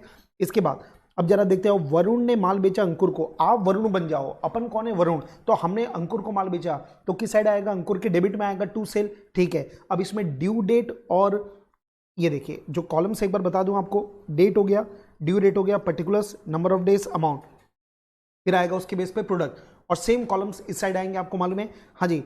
अब डेट और ड्यू डेट, जब ये जो ट्रांजेक्शन है पहला 11 जनवरी, तो इसका ड्यू डेट भी 11 जनवरी को माना जाएगा, 3000 रुपए, ठीक है। हमने बेचा मतलब अंकुर के डेबिट में आएगा, पहले केवल बस ये देख लो कि डेबिट में आएगा क्रेडिट में आएगा, ठीक है। इसके बाद 24 जनवरी को Varun received a promissory note from Ankur due after 3 month. हमको मिला है प्रॉमिसी नोट अंकुर से, तो हमको मिला तो हम एंट्री क्या बनाते हैं? B R account debit, B R account debit to Ankur. Ankur ने हमको एक प्रॉमिस नोट लिख कर दिया, तो एंट्री बनाएंगे B R account debit to Ankur. तो अंकुर के कहां पर आएगा? क्रेडिट में, तो ये जो स्टेटमेंट बनेगा उसके क्रेडिट में रिकॉर्ड होगा, और इसका ड्यू डेट कब है? 3 महीने के बाद। तो कैलकुलेशन आपको मालूम है ना, 3 महीने, ये नेगोशिएबल इंस्ट्रूमेंट है बेटा, तो 24 जनवरी, 24 जनवरी में 3 महीने पहले जोड़ दो, तो ये आ गया 24 अप्रैल। लेकिन आपको मालूम है कि 3 ग्रेस डेज मिलते हैं, 3 डेज ऑफ ग्रेस मिलते हैं, तो 3 दिन और जोड़ दोगे तो इसकी मैच्योरिटी डेट क्या आएगी? 27 अप्रैल। तो डेट के कॉलम में आएगा 24 अप्रैल, लेकिन मैच्योरिटी डेट के कॉलम में आएगा, ड्यू डेट के कॉलम में आएगा 27 अप्रैल, ओके। और किस साइड आएगा? क्रेडिट साइड, ठीक है। आगे बढ़ते हैं। अंकुर सोल्ड गुड्स टू वरुण, अंकुर ने बेचा, अंकुर ने बेचा नहीं, मेरे को देखना है कि अंकुर ने मुझे बेचा, मतलब मैंने उससे परचेस किया, तो परचेस की एंट्री क्या होती है? Purchase account debit to Ankur, तो ये अंकुर के क्रेडिट में आएगा। हम जो स्टेटमेंट बना रहे हैं उसके किस साइड आएगा? क्रेडिट में। अंकुर ने बेचा, बेटा ध्यान रखना, आप वरुण बन के सोचना। फिर वरुण ने बेचा अंकुर को, मतलब हमने बेचा अंकुर को, तो ये सेल है, मतलब डेबिट में आएगा अंकुर के। इसके बाद अंकुर ने गुड्स लौटाए, तो अंकुर ने गुड्स लौटाया मतलब क्या हुआ? सेल रिटर्न हो गया, उसको सेल किया था, वापस कर दिया उसने हमको, ठीक है जी। इसके बाद अंकुर ने बेचा मतलब हमने परचेस किया, तो ये परचेस की एंट्री होगी purchase account debit to Ankur, तो अंकुर के कहां पर आएगा? क्रेडिट में। स्टेटमेंट में कहां पर आएगा? क्रेडिट में। फिर वरुण ने बेचा और अंकुर ने बेचा, मतलब हमने परचेस किया, तो इस तरीके से अमाउंट है। ये सब आपको डेट्स अलग अलग दी है। अब मैं फटाफट इसको यहां पे आपको एक्सप्लेन कर दूं। ये देखिए, ये तो सब आप लिख देंगे बेटा, एक ही में ड्यू डेट आपको मालूम है चेंज हो रही है। ये देखिए 24 जनवरी को डेट थी, और ड्यू डेट कब आएगा? 27 अप्रैल, क्योंकि ये क्या था? प्रॉमिसरी नोट था। जब भी नेगोशिएबल इंस्ट्रूमेंट होगा, मतलब बिल ऑफ एक्सचेंज या प्रॉमिसरी नोट होगा, तो 3 ग्रेस डेज मिलते हैं, तो यहां पर आ गया by B R account, okay. हाँ, एक इंपॉर्टेंट बात देखो बेटा, 31 मार्च को अपना स्टेटमेंट बन रहा है, और उसका ड्यू डेट कब है? 27 April. Red ink interest, negative interest, तो इसलिए इसको क्या करना है? माइनस में लिख दो। आप सबसे बेस्ट तरीका यही होता है, मालूम है आपको, कि 31 से लेकर 27 तक काउंट करोगे तो कितना हो गया? 27 डेज, और ये नेगेटिव में लिखना है, नेगेटिव में, और अमाउंट जो है वो लिखते जाओ। 2500 का अमाउंट था, तो ये जो प्रोडक्ट है वो भी किस में आएगा? नेगेटिव में। अब नंबर ऑफ डेज कैलकुलेशन का तरीका आपको मालूम है एक बार, लेकिन इसको भी मैं बोल देना चाहता हूं। देखो बेटा, जब ओपनिंग बैलेंस होता है ना, तो आपको 1 जनवरी से लेकर 31 मार्च को जब आप कैलकुलेशन करोगे तो दोनों डेट को इंक्लूड करना है, मतलब 1 जनवरी को भी गिनना है और 31 मार्च को भी गिनना है, तो दोनों को काउंट करोगे तो आएगा 91 डेज। अब एक समस्या क्या है, एक समस्या है कि बीच में फरवरी भी आ गया, बीच में फरवरी भी आ गया, तो फरवरी में ध्यान रखना बेटा 2020 का ईयर है, 4 से डिवाइड करोगे ना तो डिवाइड हो जाएगा, इसका मतलब लीप ईयर है, और जब लीप ईयर होगा तो फरवरी कितने का 366 डेज, 365 नहीं 366 डेज, तो उसके हिसाब से बनाना। पर कोई कोई एग्जाम में क्वेश्चन आते ना तो उसमें बोल देता है कि इसको 365 मानो, तब अलग बात है, पर नहीं बोलेगा तो आपको लीप ईयर के हिसाब से एक दिन बढ़ाना पड़ेगा। ओके, तो कैलकुलेशन आपको मालूम है क्या हो गया, जनवरी के 31 दिन प्लस 29 दिन फरवरी के और 31 मार्च के, तो ऐसे कुल मिला के हो गए 91 डेज। ठीक है, तो वैसे ही हाँ, इसके बाद जो बताना, जैसे 11 जनवरी से जब आप 31 मार्च काउंट करोगे ना तो उस केस में 11 जनवरी को काउंट मत करना, तो 12 तारीख से गिनोगे तो 80 डेज आएगा। तो इस तरीके से ये सब कैलकुलेशंस आपने कर लिए होंगे, कर लेंगे, कोई बड़ी बात नहीं है। तो कैलकुलेशन करने के बाद कैसे होगा, ये नंबर ऑफ डेज हो गया, अमाउंट आपको दिया तो इसको मल्टीप्लाई करेंगे आपस में, तो क्या हो जाएगा प्रोडक्ट, तो ये सब प्रोडक्ट आपके निकल गए।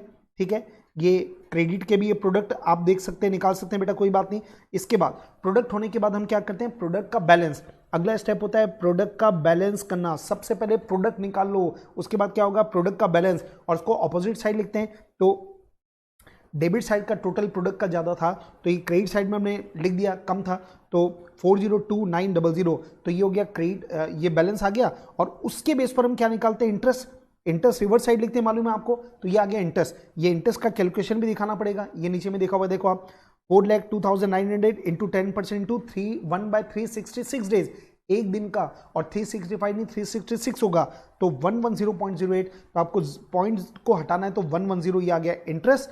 तो इंटरेस्ट की एंट्री अपने को करना पड़ेगा, ये अमाउंट के कॉलम में 110 रुपए का इंटरेस्ट आएगा, और उसके बाद फाइनली बैलेंस बचेगा आपका 1510। तो एकदम इजी क्वेश्चन है।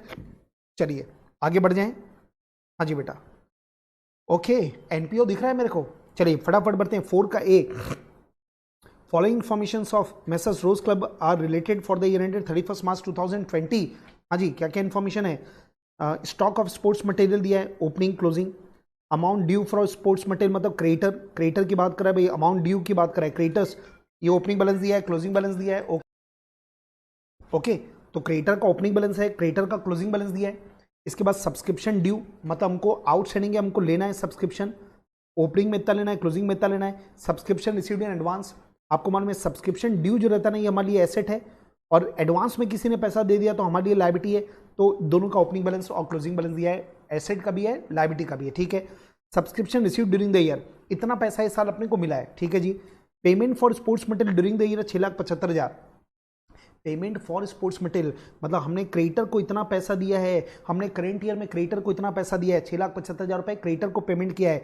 अब आपको बोलना, आपको पूछ क्या रहा है, you are required to set in the amount of subscription and sports material that will appear in income expenditure account for the year ended 31 March 2020। कुल मिला के आपको दो ही चीज निकालना है, एक सब्सक्रिप्शन कितना इनकम एक्सपेंडिचर में जाएगा, और दूसरा स्पोर्ट्स मटेरियल कितना इनकम एक्सपेंडिचर में जाएगा। तो आपको अच्छे से मालूम है कि सब्सक्रिप्शन की जो वर्किंग है उसको दो तरीके से कर सकते हैं, या प्लस माइनस करके या अकाउंट बना के। तो अकाउंट बना के इजी पड़ता है, अकाउंट बना के बना लो, स्टेटमेंट बना के इजी लगता है, स्टेटमेंट कोई भी कर लो बेटा, एक ही बात है, जो भी कंफर्टेबल आप कर सकते हैं।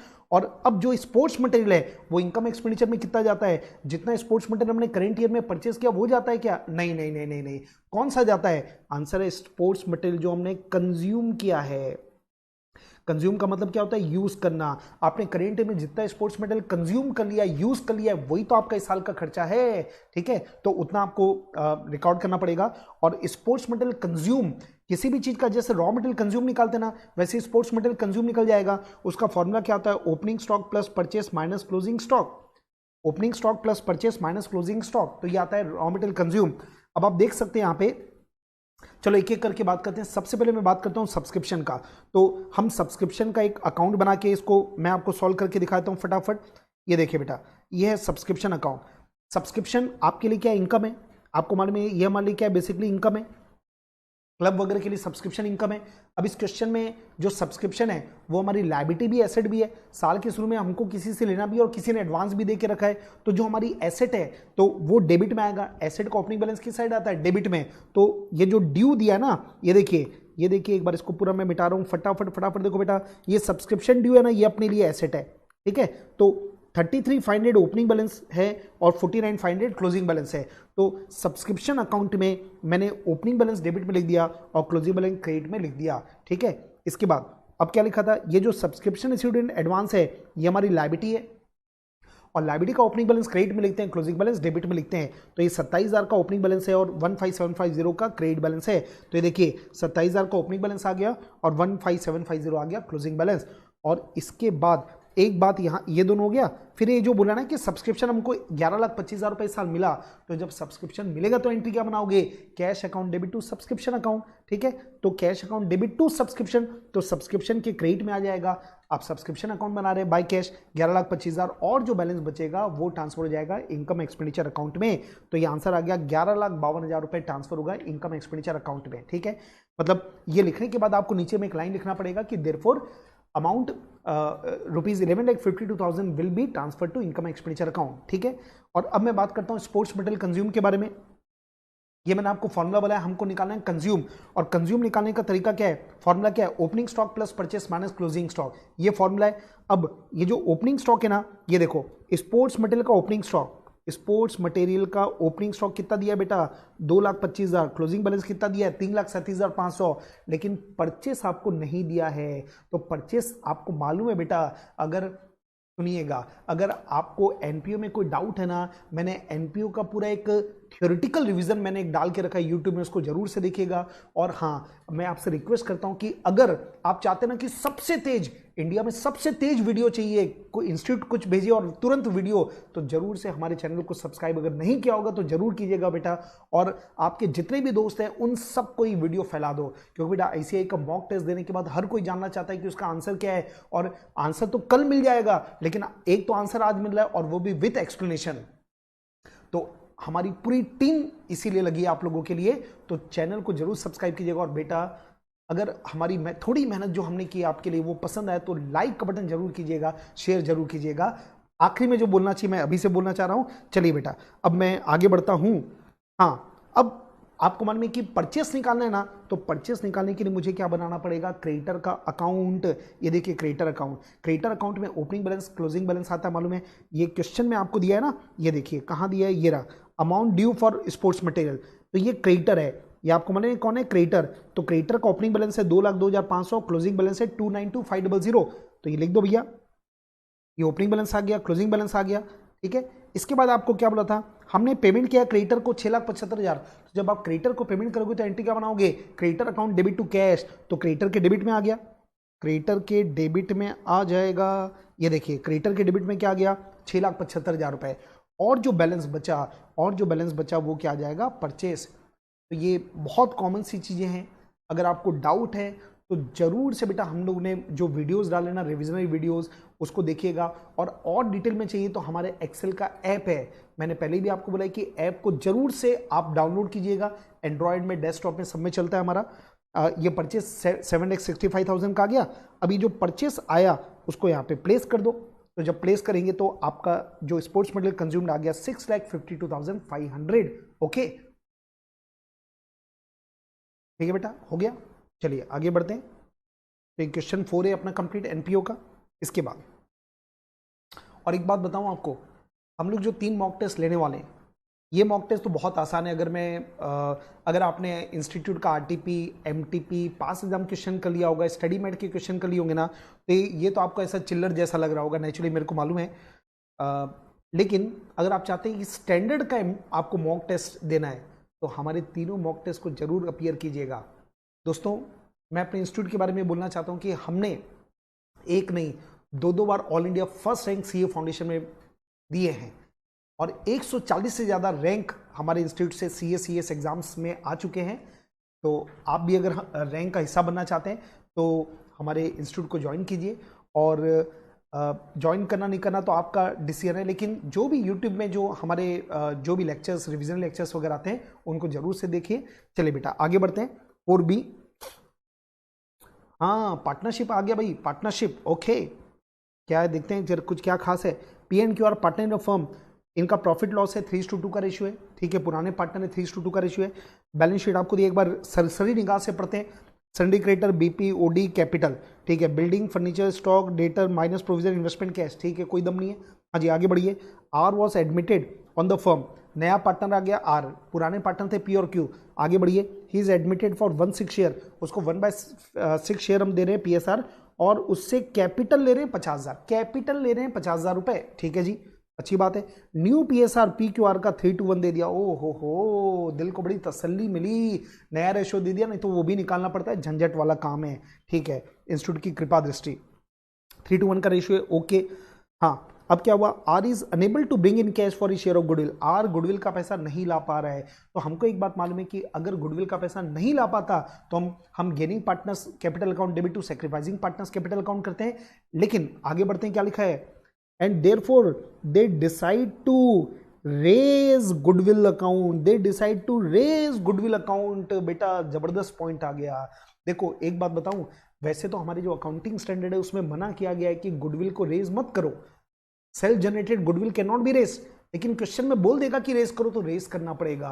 और रेस करना मतलब क्या होता है, कई लोग को पता ही नहीं आता कि रेस करने का मतलब क्या होता है। अरे रेस करने का मतलब है गुडविल अकाउंट ओपन करो। अब आपके मन में आ रहा होगा कि सर ये तो गलत है, पर क्या करें, क्वेश्चन में बोलेगा तो करना पड़ेगा। आप ऐसा थोड़ी बोलोगे मैं नहीं करूंगा, अरे करना पड़ेगा, ठीक है। तो गुडविल अकाउंट ओपन करो मतलब गुडविल अकाउंट बुक में दिखाओ, और बुक में दिखाओ मतलब क्या हुआ, अरे भैया गुडविल आपकी एसेट है, मतलब बैलेंस शीट के एसेट में दिखाओ।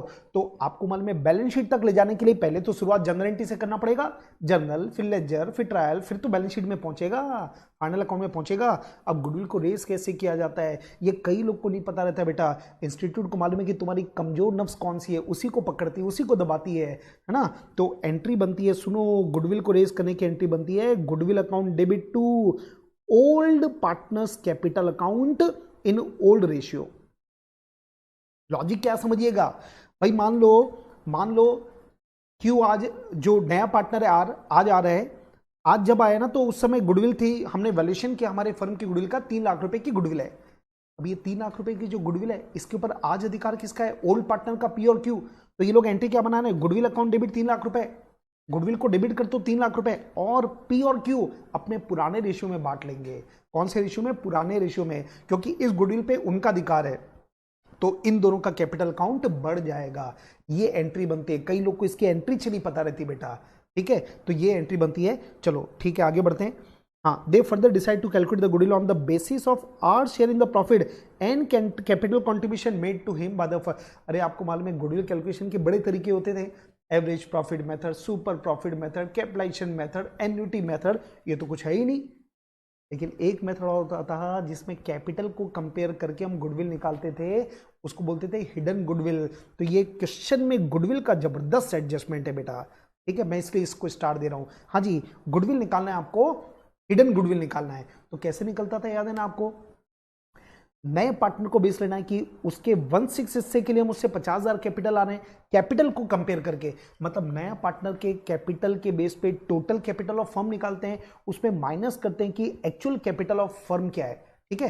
तो चलिए इसकी वर्किंग मैंने करके रखी आप लोगों के लिए, कहाँ है ये, सबसे पहले मैं गुडविल, ये देखिए मैं गुडविल का कैलकुलेशन दिखा दूं आपको।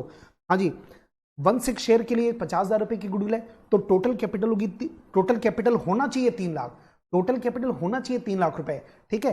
टोटल कैपिटल शुड बी, इसको बोलेंगे टोटल कैपिटल शुड बी, कितनी होनी चाहिए, 3 लाख, ठीक है। लेकिन एक्चुअल में कैपिटल क्या है, एक्चुअल में कैपिटल मतलब क्या हुआ, एक्चुअल में कैपिटल मतलब होता है all partners capital, all partners capital, तीनों पार्टनर्स की मिला के आज के दिन कैपिटल क्या है, 88,000 क्वेश्चन में दिया है, ये बैलेंस शीट में देख लेंगे पी और क्यू, 88 और 72,000 है, और आर की कैपिटल कितना है, 50,000, मतलब इनकी कैपिटल कितना है, 2,10,000। तो गुडविल कितना हुआ, दोनों का डिफरेंस कहलाता है गुडविल, यही तो हिडन गुडविल होती है 90,000। और आपको क्या बताया, गुडविल को रेस करो तो एंट्री क्या बनेगी, goodwill account debit 90,000 to P and Q, कौन से रेशियो में, ओल्ड रेशियो में, और इनका ओल्ड पीएसआर क्या था, इनका ओल्ड पीएसआर था 3:2, इनका ओल्ड पीएसआर कितना था, एक मिनट बेटा मैं चेक कर लूं, हाँ जी 3:2, तो 90,000 को 3:2 में बांट दो, तो गुडविल अकाउंट डेबिट जो है ना ये कहाँ जाएगा, ये अपने बैलेंस शीट में एसेट में चले जाएगा सीधा, और ये क्या होगा, ये इनके कैपिटल अकाउंट के क्रेडिट साइड में अपीयर होगा, पी के और क्यू के। ये होता है गुडविल रेस करने की अकाउंटिंग। चलिए ठीक है जी, समझ गए सर, आगे और पढ़ो क्या लिखा है, पढ़ लेते हैं। Furniture is to be written on by 1740, मतलब ये रिवोल्यूशन के बारे में दिया हुआ है, देख रहे हैं आप। तो मैं फटाफट डिस्कस कर लेता हूं बेटा, ये पूरे आंसर्स तो आपको देने ही वाला हूं, बस ये पढ़ते पढ़ते मैं खत्म कर रहा हूं। हाँ, furniture to be written on by 1740 revaluation के डेबिट में आएगा और एसेट की वैल्यू कम हो जाएगी, मालूम है आपको।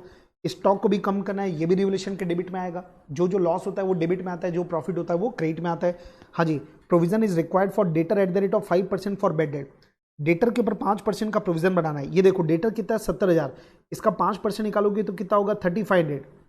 इतना प्रोविजन बनाना है, जबकि प्रोविजन पहले से कितना है 400, तो 400 और माइनस कर दो, ये तो बना हुआ है, तो 3100 का नया प्रोविजन बनाना है। तो प्रोविजन बनाना मतलब लॉस है, तो 3100 अपने रिवोल्यूशन अकाउंट के कहां पर आएगा, डेबिट में। कहां पर आएगा, डेबिट में, क्योंकि आपका एक लॉस है। ओके ठीक है जी। इसके बाद provision also be made for outstanding wages 3120। हाँ जी, क्या लिखा है, आउटस्टैंडिंग वेजेस का प्रोविजन बनाना है 3120 रुपए का। तो ये क्या है, ये भी तो हमारा लॉस है ना। हमको एक आउटस्टैंडिंग, ये जो प्रोविजन लिखा ना कि provision would also be made for outstanding wages, मतलब आउटस्टैंडिंग वेजेस अपनी लायबिलिटी है, तो नेचुरली एक लायबिलिटी बढ़ रही है ना, तो एंट्री क्या बनाओगे, revaluation account debit to provision for outstanding wages. तो रिवोल्यूशन के डेबिट में आएगा और उधर बैलेंस शीट में कहां पर आएगा, लायबिलिटी में 3120 रुपए का। फिर बिल्डिंग की वैल्यू को आपको ब्रॉट अप टू 58,400, मतलब बिल्डिंग की वैल्यू को 58,400 रुपए तक लाना है। तो बिल्डिंग की वैल्यू कितनी है 52,000 और लाना कितना है 58,400। इसका मतलब क्या हुआ 6400 का क्या हो गया प्रॉफिट, तो रिवोल्यूशन अकाउंट के क्रेडिट में आएगा, क्योंकि एंट्री क्या बनाओगे, building account debit to revaluation account. फायदा हो रहा है ना आपका, तो फायदा होगा तो रिवोल्यूशन को क्रेडिट करना पड़ेगा। हाँ जी, और क्या लिखा है, इन्वेस्टमेंट की वैल्यू को 900 से बढ़ाना है, ये भी फायदा है। एंट्री क्या बनाओगे, investment account debit to revaluation account. ठीक है, ओके। इसके बाद it is found that creditor included a sum of 2800 which is not to be paid off. 2800 रुपए के क्रेडिटर को पेमेंट करने की आवश्यकता नहीं है, तो ये भी आपका फायदा है। आप एंट्री क्या बनाओगे, creditor account debit to revaluation account, तो क्रेडिटर हमारा कम होगा और रिवोल्यूशन हमारा जो प्रॉफिट है वो प्रॉफिट हमारा बढ़ेगा। ठीक है, अब आपको बनाना क्या है, revolution account, partners capital account और बनाना है आपको बैलेंस शीट। ठीक है, चलिए दिखा दूं आपको आंसर। हाँ जी, ये देखिए, ये सबसे पहले बन गया revolution account, building, investment, creditor, ये तीनों में फायदा था। फर्नीचर, स्टॉक, प्रोविजन, प्रोविजन 3100 से मैंने बता दिया था, ये सब नुकसान है। तो जब आप बैलेंस देखोगे ना तो इसका प्रॉफिट लॉस कुछ भी नहीं आ रहा है, नील, प्रॉफिट लॉस नील आ रहा है। एक इंपॉर्टेंट बात मुझे बताना है बेटा आपको, सुनिएगा। अगर मान लीजिए यहाँ पे रिवोल्यूशन का प्रॉफिट आ जाता, मान लीजिए 10,000 रुपए, ये प्रॉफिट आ जाता कितना 10,000 रुपए, तो ध्यान रखना ये जो आप गुडविल का वैल्यूएशन आप करते ना यहाँ पे हिडन गुडविल में, तो उसमें जब कैपिटल में प्लस करते ना तो उसमें अगर कोई रिजर्व्स अगर होता है उसको भी प्लस करेंगे और रिवोल्यूशन का अगर कोई प्रॉफिट होता है उसको भी एडजस्ट करेंगे। इस बात को ध्यान रखना। पर यहाँ पे नील आ गया, तो नील आ गया तो यहाँ पे कोई एडजस्टमेंट नहीं हुआ, लेकिन कभी लॉस भी आ सकता था। अगर लॉस आ जाएगा तो माइनस होगा, क्योंकि अरे भाई ये कैपिटल का मतलब क्या हुआ, जो जो चीज कैपिटल में जाती है तो रिवोल्यूशन का प्रॉफिट या लॉस भी तो कैपिटल में जाता है, रिजर्व्स भी तो कैपिटल में जाता है, तो उनका भी एडजस्टमेंट करना पड़ेगा। आप खुशकिस्मत हो कि इस क्वेश्चन में न तो रिजर्व है न रिवोल्यूशन का प्रॉफिट लॉस आया, अगर आता तो करना पड़ेगा, ध्यान रखना। ठीक है, इस चीज को दिमाग में बैठा देना, अगर आएगा तो करना पड़ेगा एडजस्टमेंट। ठीक है, चलिए हिडन गुडविल निकालते समय, हाँ जी, अब आ जाओ पार्टनर्स कैपिटल अकाउंट में कोई दम नहीं है। ये ओपनिंग बैलेंस जो बैलेंस शीट में दिया है, ये देखो भाई, ये बैलेंस शीट में दिया ना 88 और 72, ये हमने लिख दिया ओपनिंग बैलेंस। ओके, इसके बाद वो नया पार्टनर 50,000 कैश लाया था वो लिख दिया हमने। फिर गुडविल को हमने जो रेस किया था, एंट्री क्या बना था, goodwill account debit to P और क्यू, तो पी और क्यू का कैपिटल बढ़ गया, तो इस तरीके से फाइनल क्लोजिंग बैलेंस आ गया कैपिटल का। अब जब बैलेंस शीट बनाओगे तो ये जो नए बैलेंसेस आए ये पूरा बैलेंस शीट में कैपिटल में लिख दोगे, ये तीनों हमने लिख दिया।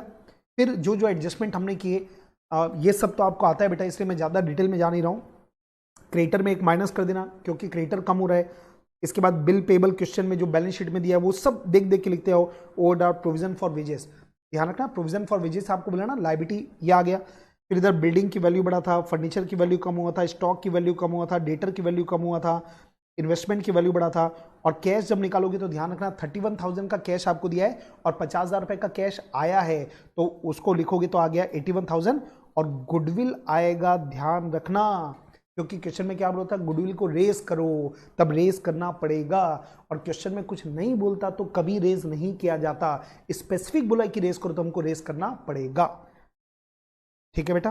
तो ये हो गया अपना पार्टनरशिप खत्म। अब आते हैं आखिरी क्वेश्चन पर 5। हाँ जी, पढ़ते हैं क्या लिखा है। 5A, Surya transport purchase 10 Innova car eight 4,50,000 each. 10 Innova car purchase किया, 4,50,000 रुपए की एक इनोवा कार है और खरीदा कब है, 1 अप्रैल 2017 को, ठीक है। इसके बाद on October 1, 2019 one car is involve accident. 1 अक्टूबर 2019 को एक कार का एक्सीडेंट हो गया, पूरी डिस्ट्रॉय हो गई, 2,70,000 रुपये मिला है इंश्योरेंस कंपनी से, ठीक है। तो ये प्रति आपके दिमाग में आना चाहिए कि जब भी एसेट डिस्पोज होती है किसी भी वजह से, चाहे हमने बेच दिया या अदरवाइज एक्सीडेंट हो गया, किसी भी वजह से चली गई ना, तो उसका प्रॉफिट लॉस निकाल के एंट्री करना पड़ेगा। On the same date another car purchase, 5 lakh का उसी दिन एक और कार परचेस कर लिया। Company write off 10% on original cost per annum, 20% on original cost per annum, मतलब एसएलएम मेथड है। डेप्रिसिएशन का कौन सा मेथड है बेटा, एसएलएम मेथड है। Company observe the calendar year as it financial year. Calendar year हमारा फाइनेंशियल ईयर मतलब 1 जनवरी से 31 दिसंबर का इनका ईयर है, ये भी ध्यान रखना बेटा, नहीं तो हमारे दिमाग में फिट हो जाता है ना फाइनेंशियल ईयर। तो 1 जनवरी से 31 दिसंबर का इनका ईयर एंड है, कैलेंडर ईयर है, ठीक है। आपको बनाना क्या है, Innova car account for the year ended 31 दिसंबर 19 और 31 दिसंबर 20। अजय बेटा 19 और 20 2 साल का अकाउंट्स बनाना है आपको इनोवा कार अकाउंट। बड़ा सिंपल सा क्वेश्चन है, एसएलएम मेथड है, लेकिन ध्यान ही रखना है कि ये परचेस हमने 1 अप्रैल 2017 को किया है, लेकिन अकाउंट आपको कब का बनाना है, 2019 और 2020, केवल 2 सालों का। 17 से चालू मत कर देना, 17 से बनाओगे लेकिन किधर, वर्किंग नोट में, ओके।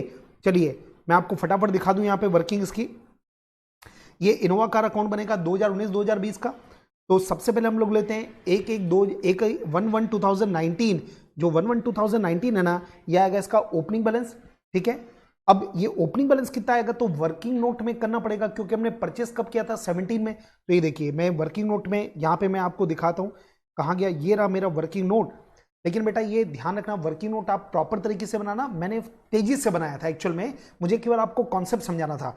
हाँ जी, ये देखिए 1 अप्रैल 17 को हमने परचेस किया था 4,50,000 की 10 इनोवा कार, मतलब 45 लाख की।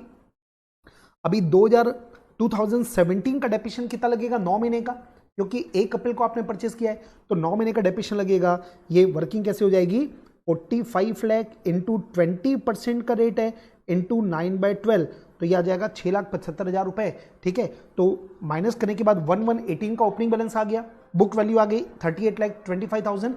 इसके बाद हमको 12 महीने का डेप्रिसिएशन और लगाना है अगले साल, फिर तो इस साल पूरे साल भर का लगेगा। और एसएलएम मेथड है, मतलब 45 लाख के ऊपर कॉस्ट पर, तो कॉस्ट का 20% हो गया 9 लाख रुपए।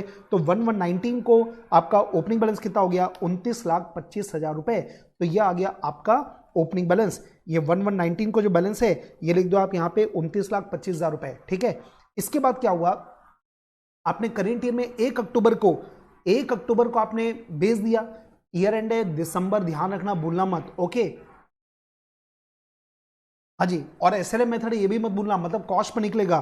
तो देखिए एक इनोवा बेची आपने, तो एक इनोवा 4,50,000 की है, इंटू 20% इंटू 9/12, क्योंकि आपने 9 महीने यूज किया इस साल, तो 67,500 हमारा डेप्रिसिएशन लगेगा उस एसेट पर, उस इनोवा पे जो एक्सीडेंट हो गया। और पैसा कितना मिला अपने को, 2,70,000 रुपए, तो बाय बैंक आ गया 2,70,000 रुपए। अब आपको मालूम है कि इससे प्रॉफिट हुआ कि लॉस हुआ, ये निकालना पड़ेगा और इसकी वर्किंग करना पड़ेगा। और प्रॉफिट लॉस कैसे निकलता है, बुक वैल्यू और सेल प्रोसीड में डिफरेंस। तो बुक वैल्यू निकालें, ये देखिए कैलकुलेशन ऑफ प्रॉफिट लॉस। तो एक कॉस्ट प्राइस थी 4,50,000 रुपए, ये हमने कब परचेस किया था, फर्स्ट अप्रैल 17 को परचेस किया था। तो इसके ऊपर 17 में डेप्रिसिएशन लगा होगा 9 महीने का। अच्छा कैसे लगा होगा, 4,50,000 एसएलएम मेथड है, ध्यान रखना, इंटू 20% इंटू 9/12, 9 महीने का लगा होगा। फिर 2018 में लगा होगा पूरे 12 महीने का डेप्रिसिएशन, ये 12 मंथ्स का लगा। और 2019 में फिर 9 महीने हमने यूज किया, तो 67,500 सेम डेप्रिसिएशन लग गया। तो बुक वैल्यू आ गई 2,25,000 रुपए और क्लेम कितना मिला, 2,70,000 रुपए, मतलब 45,000 रुपए का अपने को हो गया प्रॉफिट, ठीक है। तो ये जो 45,000 रुपए का प्रॉफिट है ना, ये कहां पर आएगा, हमारे इनोवा कार अकाउंट के डेबिट में, क्योंकि एंट्री हम लोग क्या बनाते हैं, देखो सिंपल एंट्री क्या बनती है, जब पैसा आता है तो हम एंट्री बनाते हैं cash account debit to Innova और टू पीएल अकाउंट, ये एंट्री बनाते हैं।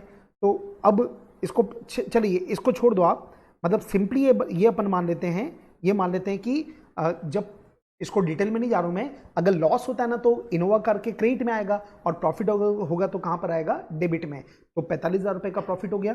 इसके बाद क्वेश्चन में दिया है हमने उसी दिन 1 अक्टूबर को एक और नया इनोवा परचेस किया 5 लाख में, तो टू कैश आ गया 5 लाख रुपए। अब साल के आखिरी में हम क्या लगाएंगे, डेप्रिसिएशन। हाँ जी, डेप्रिसिएशन फटाफट देख लो। अब हमारे पास 2 टाइप की इनोवा है, एक पुरानी वाली और एक नई वाली। तो पुरानी वाली 4,50,000 रुपए की एक थी, ऐसी हमारे पास कितनी इनोवा बची, 9 इनोवा। 10 थी, एक बिक गई, तो 9 इनोवा बची है। इंटू 20%, कॉस्ट का 20% भूलना मत, या 8,10,000 रुपए हो गया। नई इनोवा हमारे पास 3 महीने हमने इस साल यूज किया, 1 अक्टूबर को परचेज किया था, तो इसके ऊपर हो गया 25,000 रुपए, तो क्लोजिंग बैलेंस आ गया। ठीक है, इसी को ले लो ओपनिंग बैलेंस। और 2020 में डेप्रिसिएशन लगाएंगे, पूरे साल भर का लगेगा, तो 4,50,000 इंटू 9 इनोवा थी, इसके ऊपर 20%, 8,10,000। और ये जो 5 लाख की नई इनोवा थी इस साल, इसके ऊपर 20% पूरा लगेगा और 1 लाख आ गया। तो इस तरीके से क्लोजिंग बैलेंस बच गया आपका 13,87,500 रुपए। यह आ गया आपका फाइनल आंसर। ओके, तो इस तरीके से हमारा एक और क्वेश्चन हुआ है कंप्लीट। और अब हम आगे बढ़ते हैं 5B की ओर। ये मुझे फाइनल अकाउंट का क्वेश्चन दिख रहा है बेटा। चलो फटाफट क्वेश्चन पढ़ते हैं और डिस्कशन यहीं पे कम करके खत्म कर लेते हैं। प्लांट एंड मशीन एसेट, ये एसेट है। फर्नीचर फिक्चर एसेट है। बैंक ओवरड्राफ्ट लायबिलिटी है। Capital account liability, drawing capital में कम होके दिखेगा। Purchase, trading account, opening stock, trading account, wages, trading account, provision for doubtful debt और प्रोविजन फॉर डिस्काउंट। ये क्या है, ये आपको बनाना पड़ता है। आपको मालूम है ये दोनों का क्या बनाएगा, हम बनाते हैं इनके अकाउंट, और ये अकाउंट का पीडीडी अकाउंट, 2 अकाउंट बन जाएंगे, एक प्रोविजन फॉर डाउटफुल डेट और दूसरा provision for discount on debtor. और ट्रायल बैलेंस में जो दोनों दिया रहता है ये होते हैं इनके ओपनिंग बैलेंस। क्या होता है बेटा, ओपनिंग बैलेंस, क्योंकि नीचे कितना प्रोविजन बनाना वो दिया रहेगा, तो ये ट्रायल बैलेंस में जो बैलेंस दिया रहता है वो ओपनिंग बैलेंस होता है। और ओपनिंग बैलेंस के साथ आएगा क्रेडिट साइड। तो जब आप पीडीडी अकाउंट बनाओगे, तो इसमें ओपनिंग बैलेंस आ जाएगा 6,400, और एक और प्रोविजन फॉर डिस्काउंट अकाउंट बनाओगे तो उसका ओपनिंग बैलेंस आ जाएगा 2,750। ठीक है जी, चलिए आगे बढ़ते हैं बेटा। ये पॉइंट हो गए। सन्ड्री डेटर एसेट में, क्रेडिटर लायबिलिटी, बेड डेट, जब बेड डेट दिया रहता है ना तो उसको क्या करेंगे, उसको पीडीडी अकाउंट में हम ट्रांसफर कर देते हैं 2,200 रुपए। ये बेड डेट अकाउंट कहां पे आ जाएगा, पीडीडी अकाउंट में। एक बात ध्यान रखना, जब भी फाइनल अकाउंट के क्वेश्चन हो या एनपीओ के क्वेश्चन हो, तो या जो इवेंट पार्टनरशिप के क्वेश्चन हो, पूरे अकाउंट हमेशा एक साथ बनाने की हैबिट डालना। Trading account, PL account, balance sheet एक साथ बनाओ और प्लेस करते जाओ। जैसे मैं फाइनल अकाउंट का एक एग्जांपल देता हूं बेटा, ये पढ़ते पढ़ते लिखते गए, कहां पे क्या आएगा। अब जब भी प्रोविजन अकाउंट आएगा ना तो उसका मैं रिकमेंड करता हूं कि अकाउंट बनाइए, हमेशा इजी रहता है, तो अकाउंट बना के ट्रांसफर कर देंगे। हाँ, और बढ़ते हैं। बेड डेट रिकवर, ये अपने पीएल अकाउंट में इनकम आएगा, पीएल में इनकम साइड आएगा। ध्यान रखना, bed date recover provision account में नहीं जाता, ये सेपरेट अकाउंट है, ये इनकम में दिखेगा direct. Salary account PL account में आएगा, डेबिट में। सैलरी पेबल, बेटा देखो ट्रायल बैलेंस में सैलरी पेबल दिया तो केवल एक जगह जाता है, वो सीधा लायबिलिटी में है। एक चीज बिल्कुल दिमाग के अंदर बैठा लो, ट्रायल बैलेंस में कुछ आइटम लिखा ना तो एक ही जगह जाएगा, उसका 2 इफेक्ट कभी नहीं आएगा, क्योंकि इसकी एंट्री पास हो चुकी है। ये सैलरी पेबल है, मतलब लायबिलिटी है। प्रीपेड रेंट हमारी एसेट है, रेंट वर्ड नहीं है, प्रीपेड रेंट, और प्रीपेड रेंट हमारी क्या होती है, एसेट है। केवल रेंट आ गया, ये हमारा पीएल अकाउंट में एक्सपेंस में आएगा, पीएल में एक्सपेंस आएगा। और वापस से सुनना, जब पीएल अकाउंट बनाओगे तो इसमें माइनस मत कर देना, ठीक है ना। ये प्रीपेड रेंट केवल एसेट में आएगा, केवल। अगर ये नीचे एडजस्टमेंट में दिया रहता है तो उसका 2 इफेक्ट आता, ट्रायल बैलेंस में दिया रहता है तो इसकी एंट्री पास हो चुकी तो एक इफेक्ट आएगा। चलो बेटा, कैरेज इनवर्ड ट्रेडिंग अकाउंट में आएगा, कैरेज आउटवर्ड पीएल में आता है, क्योंकि कैरेज इनवर्ड परचेस के ऊपर फ्रेट है और कैरेज आउटवर्ड सेल के ऊपर फ्रेट है। सेल ट्रेडिंग में आएगा, एडवर्टाइजमेंट पीएल में आएगा, प्रिंटिंग स्टेशनरी पीएल में, कैश इन एंड एसेट है, कैश एट बैंक एसेट है, ऑफिस एक्सपेंसेस पीएल में आएगा, इंटरेस्ट पेड ऑन लोन आएगा पीएल अकाउंट में। चलिए बेटा आगे बढ़ते हैं। अब एडिशनल इन्फॉर्मेशन मतलब एडजस्टमेंट दिए हुए, फटाफट देखो क्या लिखा है। सबसे पहला, purchase include cell return 5150, purchase में सेल रिटर्न शामिल हो गया है तो आपको एंट्री पास करना पड़ेगा। एंट्री क्या पास करोगे, sale return account debit to purchase, ठीक है। उसका इफेक्ट भी सोचते हो क्या क्या होगा। सेकंड क्या लिखा है, सेल इंक्लूड परचेस रिटर्न 3450, तो इसकी एंट्री क्या बनाओगे आप, मन में बनाना है आपको, एग्जाम में नहीं लिखना है आपको।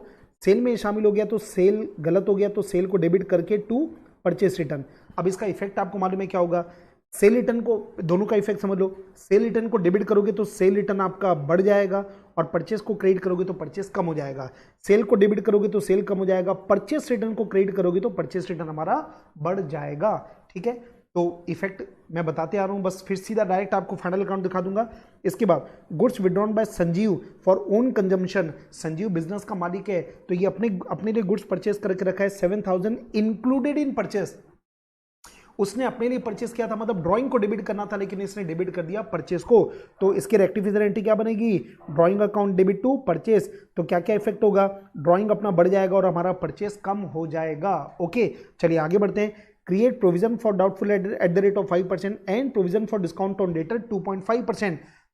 जो दो टाइप के डेटर के ऊपर प्रोविजन बनाना है, एक पीडीडी बनाना है और दूसरा provision for discount on debtor बनाना है। आपको मालूम है जब भी दो प्रोविजन होते हैं तो पहला प्रोविजन बनता है प्रोविजन फॉर डाउटफुल डेट, और उसको माइनस करने के बाद जो अमाउंट बचेगा वो बनेगा provision for discount on debtor. तो इसकी वर्किंग मैं आपको एक बार दिखाना चाहता हूं। ये देखो बेटा, डेटर अपना कितने का है, यहाँ पे ट्रायल बैलेंस में देखो 2,40,000 का डेटर दिख रहा है। अब मैं आपको फटाफट इसकी वर्किंग दिखा दूं। ये देखिए मैंने वर्किंग यहाँ पे करके रखा है। ये देखिए बैलेंस शीट में देखिए डेटर 2,40,000 का था, उसमें सबसे पहले पीडीडी माइनस होगा 5% के हिसाब से, तो ये 12,000 रुपये माइनस कर दो। फिर जो अमाउंट बता है 2,28,000 रुपये, उसके ऊपर प्रोविजन फॉर डिस्काउंट देते हैं 2.5%, ये 5,700। भाई सीधी बात है कि पीडीडी माइनस करने के बाद जो अमाउंट बचता है ना, इसको क्या बोलते हैं, गुड डेट, मतलब इनसे पैसा मिलने की उम्मीद है, तो जिनसे पैसा मिलने की उम्मीद है उन्हीं को तो डिस्काउंट दिया जाएगा। तो 2.5% का डिस्काउंट देने की उम्मीद है, हमको लगता है कि हमको डिस्काउंट देना पड़ सकता है, तो 5,700 का ही हो गया और टोटल अमाउंट हो गया, अब बाहर में आ गया 2,22,300। ओके, चलिए अब इसकी मैं वर्किंग, ये दो अकाउंट जो मैं बता रहा हूं ना, इसको भी बताता हूं। ये पीडीडी अकाउंट और प्रोविजन फॉर डिस्काउंट अकाउंट, मैंने आपको क्या बोला था, जो ट्रायल बैलेंस में दिया वो ओपनिंग बैलेंस है, तो पीडीडी का ओपनिंग बैलेंस है 6,400 रुपए और प्रोविजन फॉर डिस्काउंट का बैलेंस दिया है आपको 2,750 रुपए। ये मैंने कहां से लिया है, ट्रायल बैलेंस से। ये मैंने दोनों कहां से लिया है, ट्रायल बैलेंस से। इसके बाद आपको एक ट्रायल बैलेंस में बेड डेट दिया था, तो जब bed date provision for doubtful debt account बनता है तो जो बेड डेट अकाउंट है उसको पीडीडी अकाउंट में ट्रांसफर कर दिया जाता है। मैं डिटेल में नहीं बता रहा हूं बेटा, मैं ये मान के चल रहा हूं कि आपको आता है, बस फटाफट में स्पीड से कॉन्सेप्ट बताते आ रहा हूं ताकि आप अपने आंसर को वेरीफाई कर पाएं। क्योंकि एंट्री क्या बनती है, PDD account debit to bad debt, bad debt को पीडीडी अकाउंट में ट्रांसफर करना है, तो ठीक है। और इसके बाद आपको जो क्लोजिंग बैलेंस है, मतलब आपको प्रोविजन कितना रखना है साल के आखिरी में, ये जो अपने बनाया 12,000 रुपए, तो साल के आखिरी में प्रोविजन 12,000 रुपए रखना है, तो पीडीडी अकाउंट का क्लोजिंग बैलेंस आ गया 12,000 रुपए। ये हमने जो अभी निकाला था ना, 2,40,000 रुपए का डेटर था, इसके ऊपर 5% अपने बनाया था, तो ये क्लोजिंग बैलेंस आ गया। और जो बैलेंसिंग फिगर होता है ना, वो कहां ट्रांसफर हो जाता है, सीधा पीएल अकाउंट में। इसके भी 2-3 तरीके से आप इसको सॉल्व कर सकते हो। कई लोग अकाउंट बनाने के बजाय स्टेटमेंट बना के दिखा देते हैं। अल्टीमेटली इंपॉर्टेंट चीज दो है, ध्यान रखना, आप किसी भी तरीके से बनाइए, पीएल अकाउंट में जो डेबिट में फिगर आएगा बाहर में वो आना चाहिए 7,800 रुपए। हाँ जी बेटा, तो क्लियर है, बस आपका तरीका कोई भी हो, इंपॉर्टेंट क्या है कि पीएल अकाउंट के डेबिट में आना चाहिए 7,800 रुपए आउटर कॉलम में।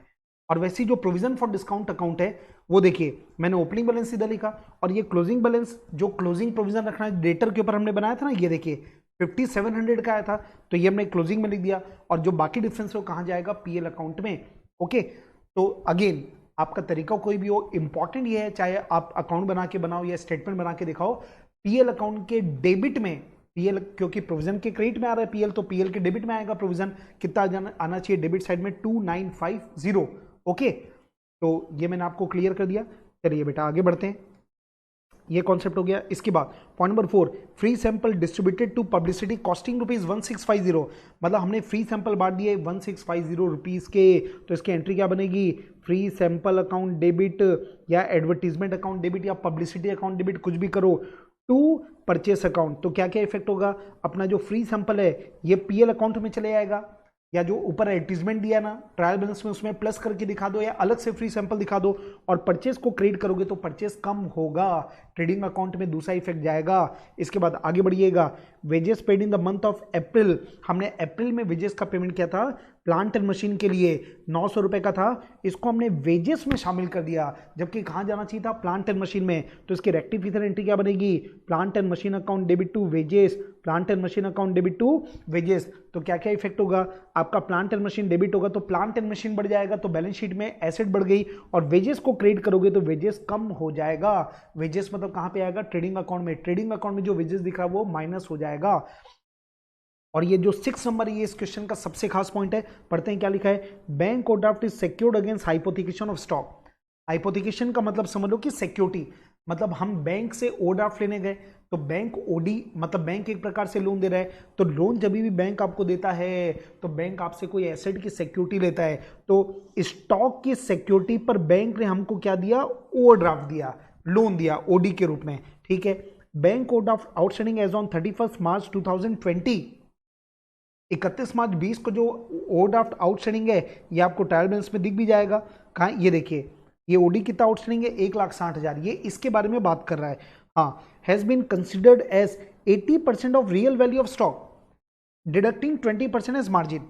इसका मतलब क्या बोला है कि जो रियल स्टॉक की वैल्यू है ना उसका 80% ओडी है आगे, एंड आफ्टर एडजस्टिंग, एक और एडजस्टमेंट करना आपको, marginal value 80% of the same has been allowed to draw as an OD. देखिए बेटा इसका मतलब क्या समझना, इसका कॉन्सेप्ट क्या समझिएगा। मान लीजिए मेरे पास क्लोजिंग स्टॉक 100 रुपए का है, मेरे पास स्टॉक 100 रुपए का है। अब मैं बैंक में गया, बैंक को बोला मेरे को ओडी चाहिए, तो बैंक क्या बोला कि आपका स्टॉक कितने का है, मैं बोला मेरे पास 100 रुपए का स्टॉक है, क्लोजिंग स्टॉक की वैल्यू 100 रुपए। तो बैंक क्या बोलता है, हम इसकी रियल वैल्यू आपके हिसाब से 100 रुपए है, लेकिन हम उसकी रियल वैल्यू 80% ही मानेंगे। सॉरी, 80% मानेंगे मतलब कितना हो गया, 80%, मतलब 80 रुपीज।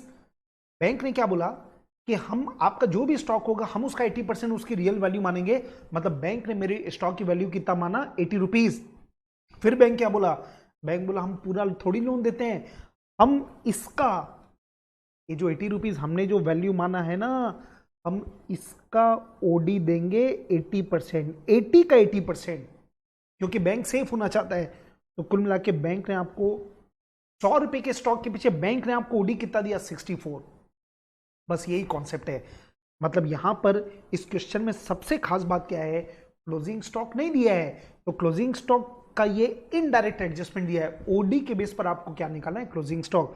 तो ये हमने वर्किंग कर ली, तो अब मैं इसको लिखूंगा तो क्या लिखूंगा, अगर ओडी 64 है तो क्लोजिंग स्टॉक कितने रुपए का है, 100 रुपए का।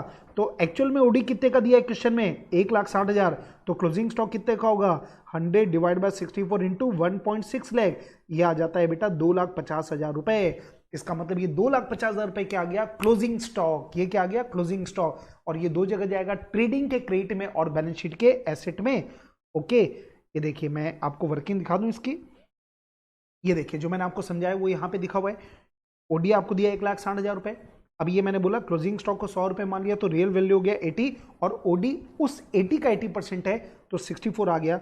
और यहाँ पे मैंने कर दिया कि अगर ओडी 64 है तो क्लोजिंग स्टॉक 100 रुपए का, तो 1,60,000 का ओडी होगा तो 2,50,000 रुपए का स्टॉक होगा। तो 2,50,000 रुपए का स्टॉक दो जगह हमने वर्किंग कर लिया। ओके अरे बेटा आगे बढ़े, तो ये इस क्वेश्चन का सबसे विशेष पॉइंट मेरे को ये लगता है। अब 7 नंबर क्या लिखा देखो आप, डेप्रिसिएशन प्रोवाइड करना है प्लांट एंड मशीन पे 15% परिणाम, परिणाम वर्ड है मतलब प्रोपोर्शनल बेसिस पे होगा, और फर्नीचर फिटिंग पे आपको देना है 10%। तो ये तो सिंपल है बेटा, आपको डेप्रिसिएशन प्रोवाइड करना है तो उसकी एंट्री क्या पास होगी, depreciation account debit to plant and machine और टू फर्नीचर फिक्चर। तो ये एंट्री पास करोगे तो डेप्रिसिएशन जो अमाउंट आएगा वो पीएल अकाउंट में जाएगा, प्लांट एंड मशीन को क्रेडिट करोगे तो कम होगा, फर्नीचर फिक्चर भी कम होगा। तो ये इसके इफेक्ट होंगे। अब मैं फटाफट आपको दिखा दूं, ये देखिए ट्रेडिंग अकाउंट पीएल अकाउंट एक बार फटाफट देख लो। ओपनिंग स्टॉक आपको दिया था क्वेश्चन में, कोई एडजस्टमेंट नहीं है। परचेस में ढेरों एडजस्टमेंट थे, ये परचेस का एक्चुअल अमाउंट है, उसमें फिर परचेस रिटर्न का एक पॉइंट था, है ना, उसके बाद फ्री सैंपल था, ड्राइंग था, ऐसे करके परचेस के पूरे एडजस्टमेंट दिए थे, वो कर दिए। वेजेस में एक एडजस्टमेंट था, याद है आपको, वो जो प्लांट एंड मशीन में जाना चाहिए था तो वेजेस को हमने कम कर दिया। अच्छा इधर एसेट में आ जाओ, सॉरी इनकम साइड आ जाओ, सेल था, उसके बाद सेल रिटर्न और एक सेल में परचेस रिटर्न शामिल था, तो ऐसे दो एडजस्टमेंट सेल में करके बाहर में अमाउंट आ गया। क्लोजिंग स्टॉक हमने 2,50,000 वर्किंग नोट में लिखा। एक बात ध्यान रखना हमेशा, जब भी आप वर्किंग नोट बनाओगे तो आप जब वो फिगर लिखोगे ना क्लोजिंग स्टॉक, इसका हमने वर्किंग नोट बनाया तो उसका नंबर लिखना। जैसे मान लीजिए 3 नंबर है तो वर्किंग नोट नंबर 3 लिखिएगा, तो ये ध्यान रखिएगा। ओके, कैरेज इनवर्ड डेबिट में आ गया। जीपी आएगा इसका 279070, जीपी आ गया। फिर जो बेड डेट रिकवर एक इनकम थी वो ही हमने यहाँ पे रिकॉर्ड कर दिया। फिर ये जितने भी खर्चे आप देख सकते हैं वो हमने यहाँ पे रिकॉर्ड कर लिया बेटा, कुछ भी खास नहीं है। डेप्रिसिएशन आ गया, पीरियड आ गया, प्रोविजन फॉर डिस्काउंट, ये सब हम बात कर चुके हैं। तो एनपी आएगा 167600। ओके, ऐसा कोई भी पॉइंट नहीं है जो समझाने लायक है, हमने पूरा कॉन्सेप्ट डिस्कस कर लिया। अच्छा इधर आ जाइए, कैपिटल आपको दिया है, नेट प्रॉफिट जो अभी आया पीएल अकाउंट से वो प्लस हो जाएगा। एक एडजस्टमेंट ड्राइंग में था तो ड्राइंग हमारी बढ़ गई थी, 16,000 का ट्रायल बैलेंस में दिया था और 7,000 रुपए का वो याद है ना 7,000 का हमने परचेस मान लिया था, जबकि वो ड्राइंग था, प्रोप्राइटर का था खर्चा। तो ये बाहर में कैपिटल आ गई, ओडी, क्रेडिटर, सैलरी आउटस्टैंडिंग, ठीक है। अच्छा इधर देखो, प्लांट एंड मशीन में एक 900 रुपए का वेजेस जोड़े और उसके बाद डेप्रिसिएशन पूरे साल भर का लगेगा। क्यों लगेगा? क्योंकि वो वेजेस जो था ना वो अप्रैल महीने का था, तो इसलिए वो जो वेजेस जो खर्चा है वो अप्रैल में जुड़ गया, तो पूरे साल भर का डेप्रिसिएशन में लगा दिया। फर्नीचर फिक्चर के ऊपर साल भर का डेप्रिसिएशन। डेटर हम बात कर चुके हैं, प्रीपेड रेंट, कैश, बैंक और क्लोजिंग स्टॉक। तो बैलेंस शीट का टोटल आ गया 534,500। ओके, चलिए आगे बढ़ते हैं, आगे बढ़ते हैं बेटा। नेक्स्ट 6 क्वेश्चन, लास्ट क्वेश्चन है 6 का ए, पढ़ते हैं बेटा फटाफट। क्या लिखा है? Alpha limited registered with authorised capital of 4 lakh divided into 2000 share of ₹100 each.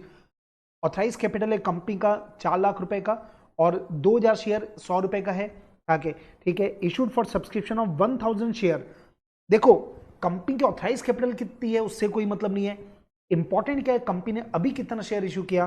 तो अभी कंपनी ने 1000 शेयर इशू किया, तो हम ये इशू ऑफ शेयर का कॉन्सेप्ट आपको समझ आ रहा होगा। तो हम जो एंट्री पास करेंगे वो कितने शेयर की करेंगे? 1000 शेयर की। ओके ठीक है जी, आगे बढ़ते हैं। क्या लिखा है? पेबल 25 रुपए एप्लीकेशन पे, 30 रुपए अलॉटमेंट पे, 20 रुपए फर्स्ट कॉल पे और बैलेंस जो बचा व्हेन रिक्वायर्ड। बैलेंस कितना बचा निकालो, बैलेंस बचेगा 25 रुपीज। ये सेकंड कॉल जब जरूरत होगी तब मंगाएंगे, अभी नहीं मंगाएंगे। ठीक है आगे बढ़ते हैं। Application money 1000 share was duly received and allotment was made to them. एकदम सिंपल क्वेश्चन है, 1000 शेयर का एप्लीकेशन था, पूरा अलॉटमेंट कर दिया। ओके, फुल सब्सक्रिप्शन का क्वेश्चन है। आगे बढ़िए। The allotment money was received in full, allotment का भी पैसा आ गया बराबर। इसके बाद but when the first call money was due, two shareholder failed to pay the amount on 100 share each held by them. First call के बारे में जब मंगाया गया, अलॉटमेंट तक कोई दिक्कत नहीं है, जब फर्स्ट कॉल मंगा रहे थे तो दो ऐसे लोग हैं, दो ऐसे शेयर होल्डर हैं जिनके पास 100 शेयर थे। इसका मतलब 200 शेयर के ऊपर हमको फर्स्ट कॉल का पैसा नहीं मिला, 200 शेयर के ऊपर हमको फर्स्ट कॉल का पैसा नहीं मिला, ठीक है। And another share holder with 100 shares paid entire amount on share, मतलब एक ऐसा शेयर, ये कॉल इन अरियर का क्वेश्चन हो गया। लेकिन जो 100 शेयर था ना जिसके पास, उसने क्या किया, सेकंड कॉल का भी पैसा भी भेज दिया। सेकंड कॉल कितने रुपए का है? 25 रुपए का, उसका भी पैसा उसने फर्स्ट कॉल पे भेज दिया। मतलब ये जो क्वेश्चन है उसमें कॉल इन अरियर भी है और कॉल इन एडवांस भी है, ठीक है। अब आगे क्या बोला? Company did not make any other call, मतलब फर्स्ट कॉल तक की एंट्री पास करना है, सेकंड कॉल कंपनी ने नहीं मंगाया, आपको एंट्री बनानी है। ओके, तो कुछ नहीं है बेटा, एकदम सिंपल सा क्वेश्चन है, फटाफट दिखा दूंगा आपको आंसर।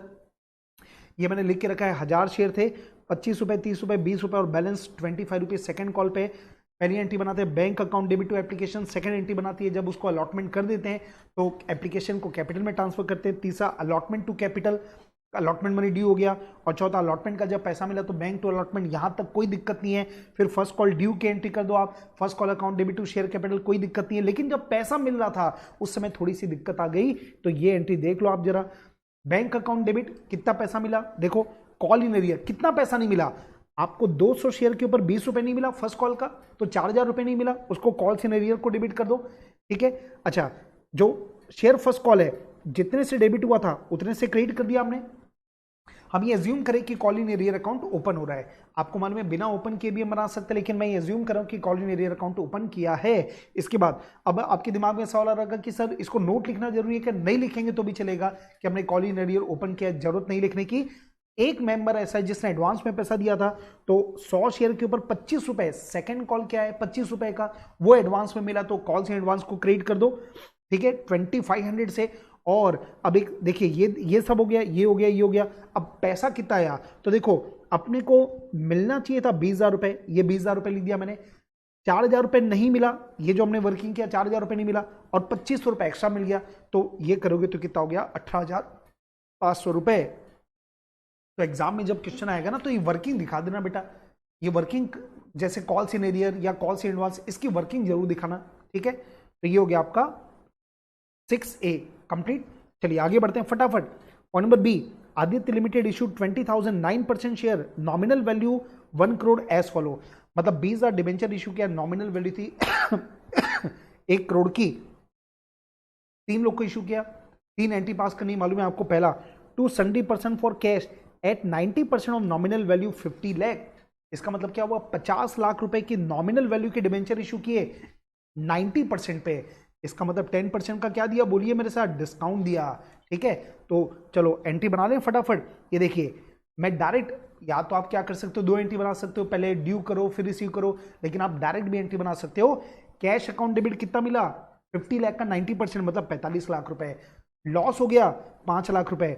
अब आप ये लॉस भी लिख सकते हो या डिस्काउंट भी लिख सकते हो, दोनों चलेगा, कोई दिक्कत नहीं है। 5 लाख का और 9% डिबेंचर 50 लाख। ध्यान रखना डिबेंचर के आगे आपको परसेंट दिया रहता है वो लगाना है, क्योंकि इंटरेस्ट का रेट रहता है वो लगाना ही पड़ता है। और ये जो डिबेंचर अकाउंट है ना, हमेशा कौन सी वैल्यू से दिखता है, नॉमिनल वैल्यू। तो 50 लाख रुपए की नॉमिनल वैल्यू का डिबेंचर इशू किया था, तो डिबेंचर आपके क्रेडिट हो गए 50 लाख रुपए से। चलिए ठीक है जी, आगे बढ़िए। इसके बाद, to vendor for purchase of fix asset worth ₹20 lakh. हमने 20 लाख रुपए का वेंडर से फिक्स एसेट परचेस किया था, उसको हमने 25 लाख रुपए की नॉमिनल वैल्यू के डिबेंचर दिए। तो पहले तो आप परचेस की एंट्री बना लो। परचेस की एंट्री क्या बनेगा, fix asset account debit to vendor. कितने का परचेस किया एसेट, 20 लाख, तो पहली एंट्री बनेगी 20 लाख। लेकिन आपने डिबेंचर कितने का दे दिया, 25 लाख का। तो ये फायदा हुआ कि नुकसान हुआ, नुकसान हुआ, क्योंकि हमको मिल रही एसेट 20 लाख की, पर हम डिबेंचर दे रहे 25 लाख का, मतलब 5 लाख रुपए का हमारे को लॉस हो गया। तो 2 एंट्री बनेगी। देखिए बेटा, एंट्री नंबर 1, हमने फिक्स एसेट परचेस किया, तो fix asset account debit to vendor 20 lakh रुपए और 5 लाख का लॉस है। तो एंट्री नंबर 2 क्या लिखा, देखो आप, वेंडर अकाउंट डेबिट 20 लाख रुपए, लॉस ऑन इशू और डिबेंचर अकाउंट डेबिट 5 लाख रुपए टू डिबेंचर अकाउंट 25 लाख। अब देख सकते हो यहां पे भी डिबेंचर अकाउंट किससे क्रेडिट हुआ, नॉमिनल वैल्यू से। ओके, अगेन यहां पे लॉस या डिस्काउंट दोनों लिख सकते हैं। तो ये हो गया entry number 2। Entry number 3, to the banker as collateral security for a loan of ₹20 lakh. हमने 20 लाख रुपए का बैंक से लोन लिया था और बैंक ने कोलेटरल सिक्योरिटी के रूप में हमसे 25 लाख रुपए का डिबेंचर ले लिया। तो पहले तो लोन की एंट्री बना लो, bank account debit to bank loan account, कितने रुपए का लोन लिया, 20 लाख का, ठीक है। फिर अब जब कोलेटरल सिक्योरिटी के रूप में जब डिबेंचर इशू करते हैं, तो आपको मालूम है 2 ऑप्शन है। क्या ऑप्शन है, पहला आप या तो एंट्री पास मत करो, नो एंट्री, जो बेस्ट ऑप्शन है, और दूसरा अगर आप एंट्री पास करते हो तो क्या एंट्री बनेगा, debenture suspense account debit to debenture account. तो ये देखिए बेटा, 2 एंट्री बता दूं आपको। पहला बैंक टू बैंक लोन हो गया 20 लाख रुपए का, और जो हमने डिबेंचर इशू किया तो उसके 2 ऑप्शन है। पहला debenture suspense to debenture account, अगर आप डिबेंचर की एंट्री पास करना चाहते हो 25 लाख का, और दूसरा होगा नो एंट्री। दूसरा क्या होगा, नो एंट्री, कोई एंट्री पास मत करो तो भी चलेगा। तो इस तरीके से पूरा अपने प्रैक्टिकल डिस्कस कर दिया। अब मैं फटाफट आपको 2 क्वेश्चन जो थ्योरेटिकल आए ना उसको डिस्कस कर लूं। एक पहले क्वेश्चन था कि फाइनेंशियल स्टेटमेंट की लिमिटेशन बतानी है, और दूसरा क्वेश्चन है मनी मेजरमेंट कॉन्सेप्ट और मैचिंग कॉन्सेप्ट में क्या डिफरेंस है, ठीक है। तो इन दोनों को मैं भी आपको थ्योरेटिकल कॉन्सेप्ट आपको दिखा देता हूं और उसको हम लोग एक बार कर लेते हैं, तो ये हमारा पूरा पेपर डिस्कस खत्म। आज ये जो 2 आपके जो क्वेश्चन है ये भी अपने नोट्स में आप देख सकते हैं। ये हमारे जो नोट्स है, मैंने आपको जो नोट्स दिए थे, हाँ ये देखिए, क्वेश्चन 1, क्वेश्चन 4 जो यहाँ पे दिख रहा है आपको, limitation which must be kept in evaluating the financial statement. मतलब जो आप फाइनेंशियल स्टेटमेंट बनाते हैं ना, बैलेंस शीट पे, पीएल अकाउंट वगैरह, तो इसकी लिमिटेशन क्या है, जो हमारी अकाउंटिंग है उसकी लिमिटेशन क्या है फाइनेंशियल स्टेटमेंट की। तो फटाफट मैं आपको बता दूं क्या हमने लिखा है। सबसे पहली लिमिटेशन है कि ये जो अकाउंटिंग है हम उसमें केवल उन्हीं ट्रांजेक्शन को रिकॉर्ड करते हैं जिसको मनी में मेजर किया जाता है। मतलब ऐसे ट्रांजेक्शन जिसको मेजर मनी में नहीं किया जाता उसको हम अपने फाइनेंशियल स्टेटमेंट में रिकॉर्ड नहीं करते। तो कहीं ना कहीं ये लिमिटेशन है।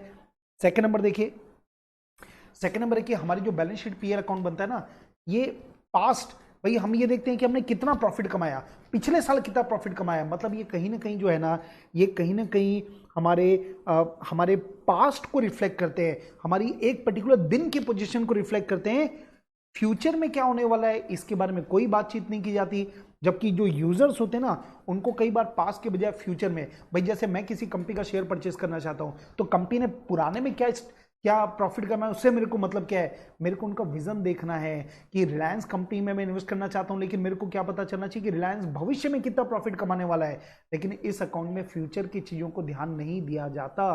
ठीक है, इसके बाद थर्ड नंबर, जो मनी में जो चेंजेस आती ना मनी की वैल्यू में, उसको इसमें ध्यान नहीं दिया जाता, क्योंकि इसमें हिस्टोरिकल कॉस्ट मेथड फॉलो किया जाता है। कौन सा वाला? Historical cost system. मतलब हमने कोई एसेट को जितने में परचेस किया ना, हम उतने में ही दिखाते हैं, जबकि इन्फ्लेशन के कारण मनी की वैल्यू बदलते रहती है, पर हम इन्फ्लेशन अकाउंटिंग में इसको ध्यान दिया जाता है, पर हमारी जो अकाउंटिंग है उसमें इन्फ्लेशन वगैरह को ध्यान नहीं दिया जाता। इसके बाद कई बार अकाउंटिंग, इतनी अकाउंटिंग पॉलिसीज होती ना, तो कई बार हम अपने में ही कन्फ्लिक्ट कर लेते हैं, किसी के लिए क्या अकाउंटिंग पॉलिसी फॉलो कर लेते हैं, किसी के लिए क्या फॉलो कर लेते हैं। इसके बाद हमारे अकाउंटिंग में आपको मालूम है कई जगह अकाउंटिंग एस्टिमेट करना पड़ता है, और अकाउंटिंग एस्टिमेट लगाने की वजह से हमारे ये पर्सनल जजमेंट हो जाता है। क्योंकि देखिए, जैसे हम बोलते हैं कि हमको लगता है कि 10% पैसा डूब सकता है, हमने पीरियड बना लिया 10%, हो सकता है कि एक भी पैसा नहीं डूबे। मतलब कहीं ना कहीं क्या होता है, ये हमारा पर्सनल जजमेंट के ऊपर डिपेंड हो गया ना, और पर्सनल जजमेंट में आदमी थोड़ा सा बायस हो सकता है। आदमी क्या हो सकता है, थोड़ा सा बायस हो सकता है। भाई मेरे को प्रॉफिट कम दिखाना है तो मैं प्रोविजन ज्यादा बना दूंगा तो प्रॉफिट कम दिखेगा, मुझे प्रॉफिट ज्यादा दिखाना है तो मैं प्रोविजन कम बना दूंगा।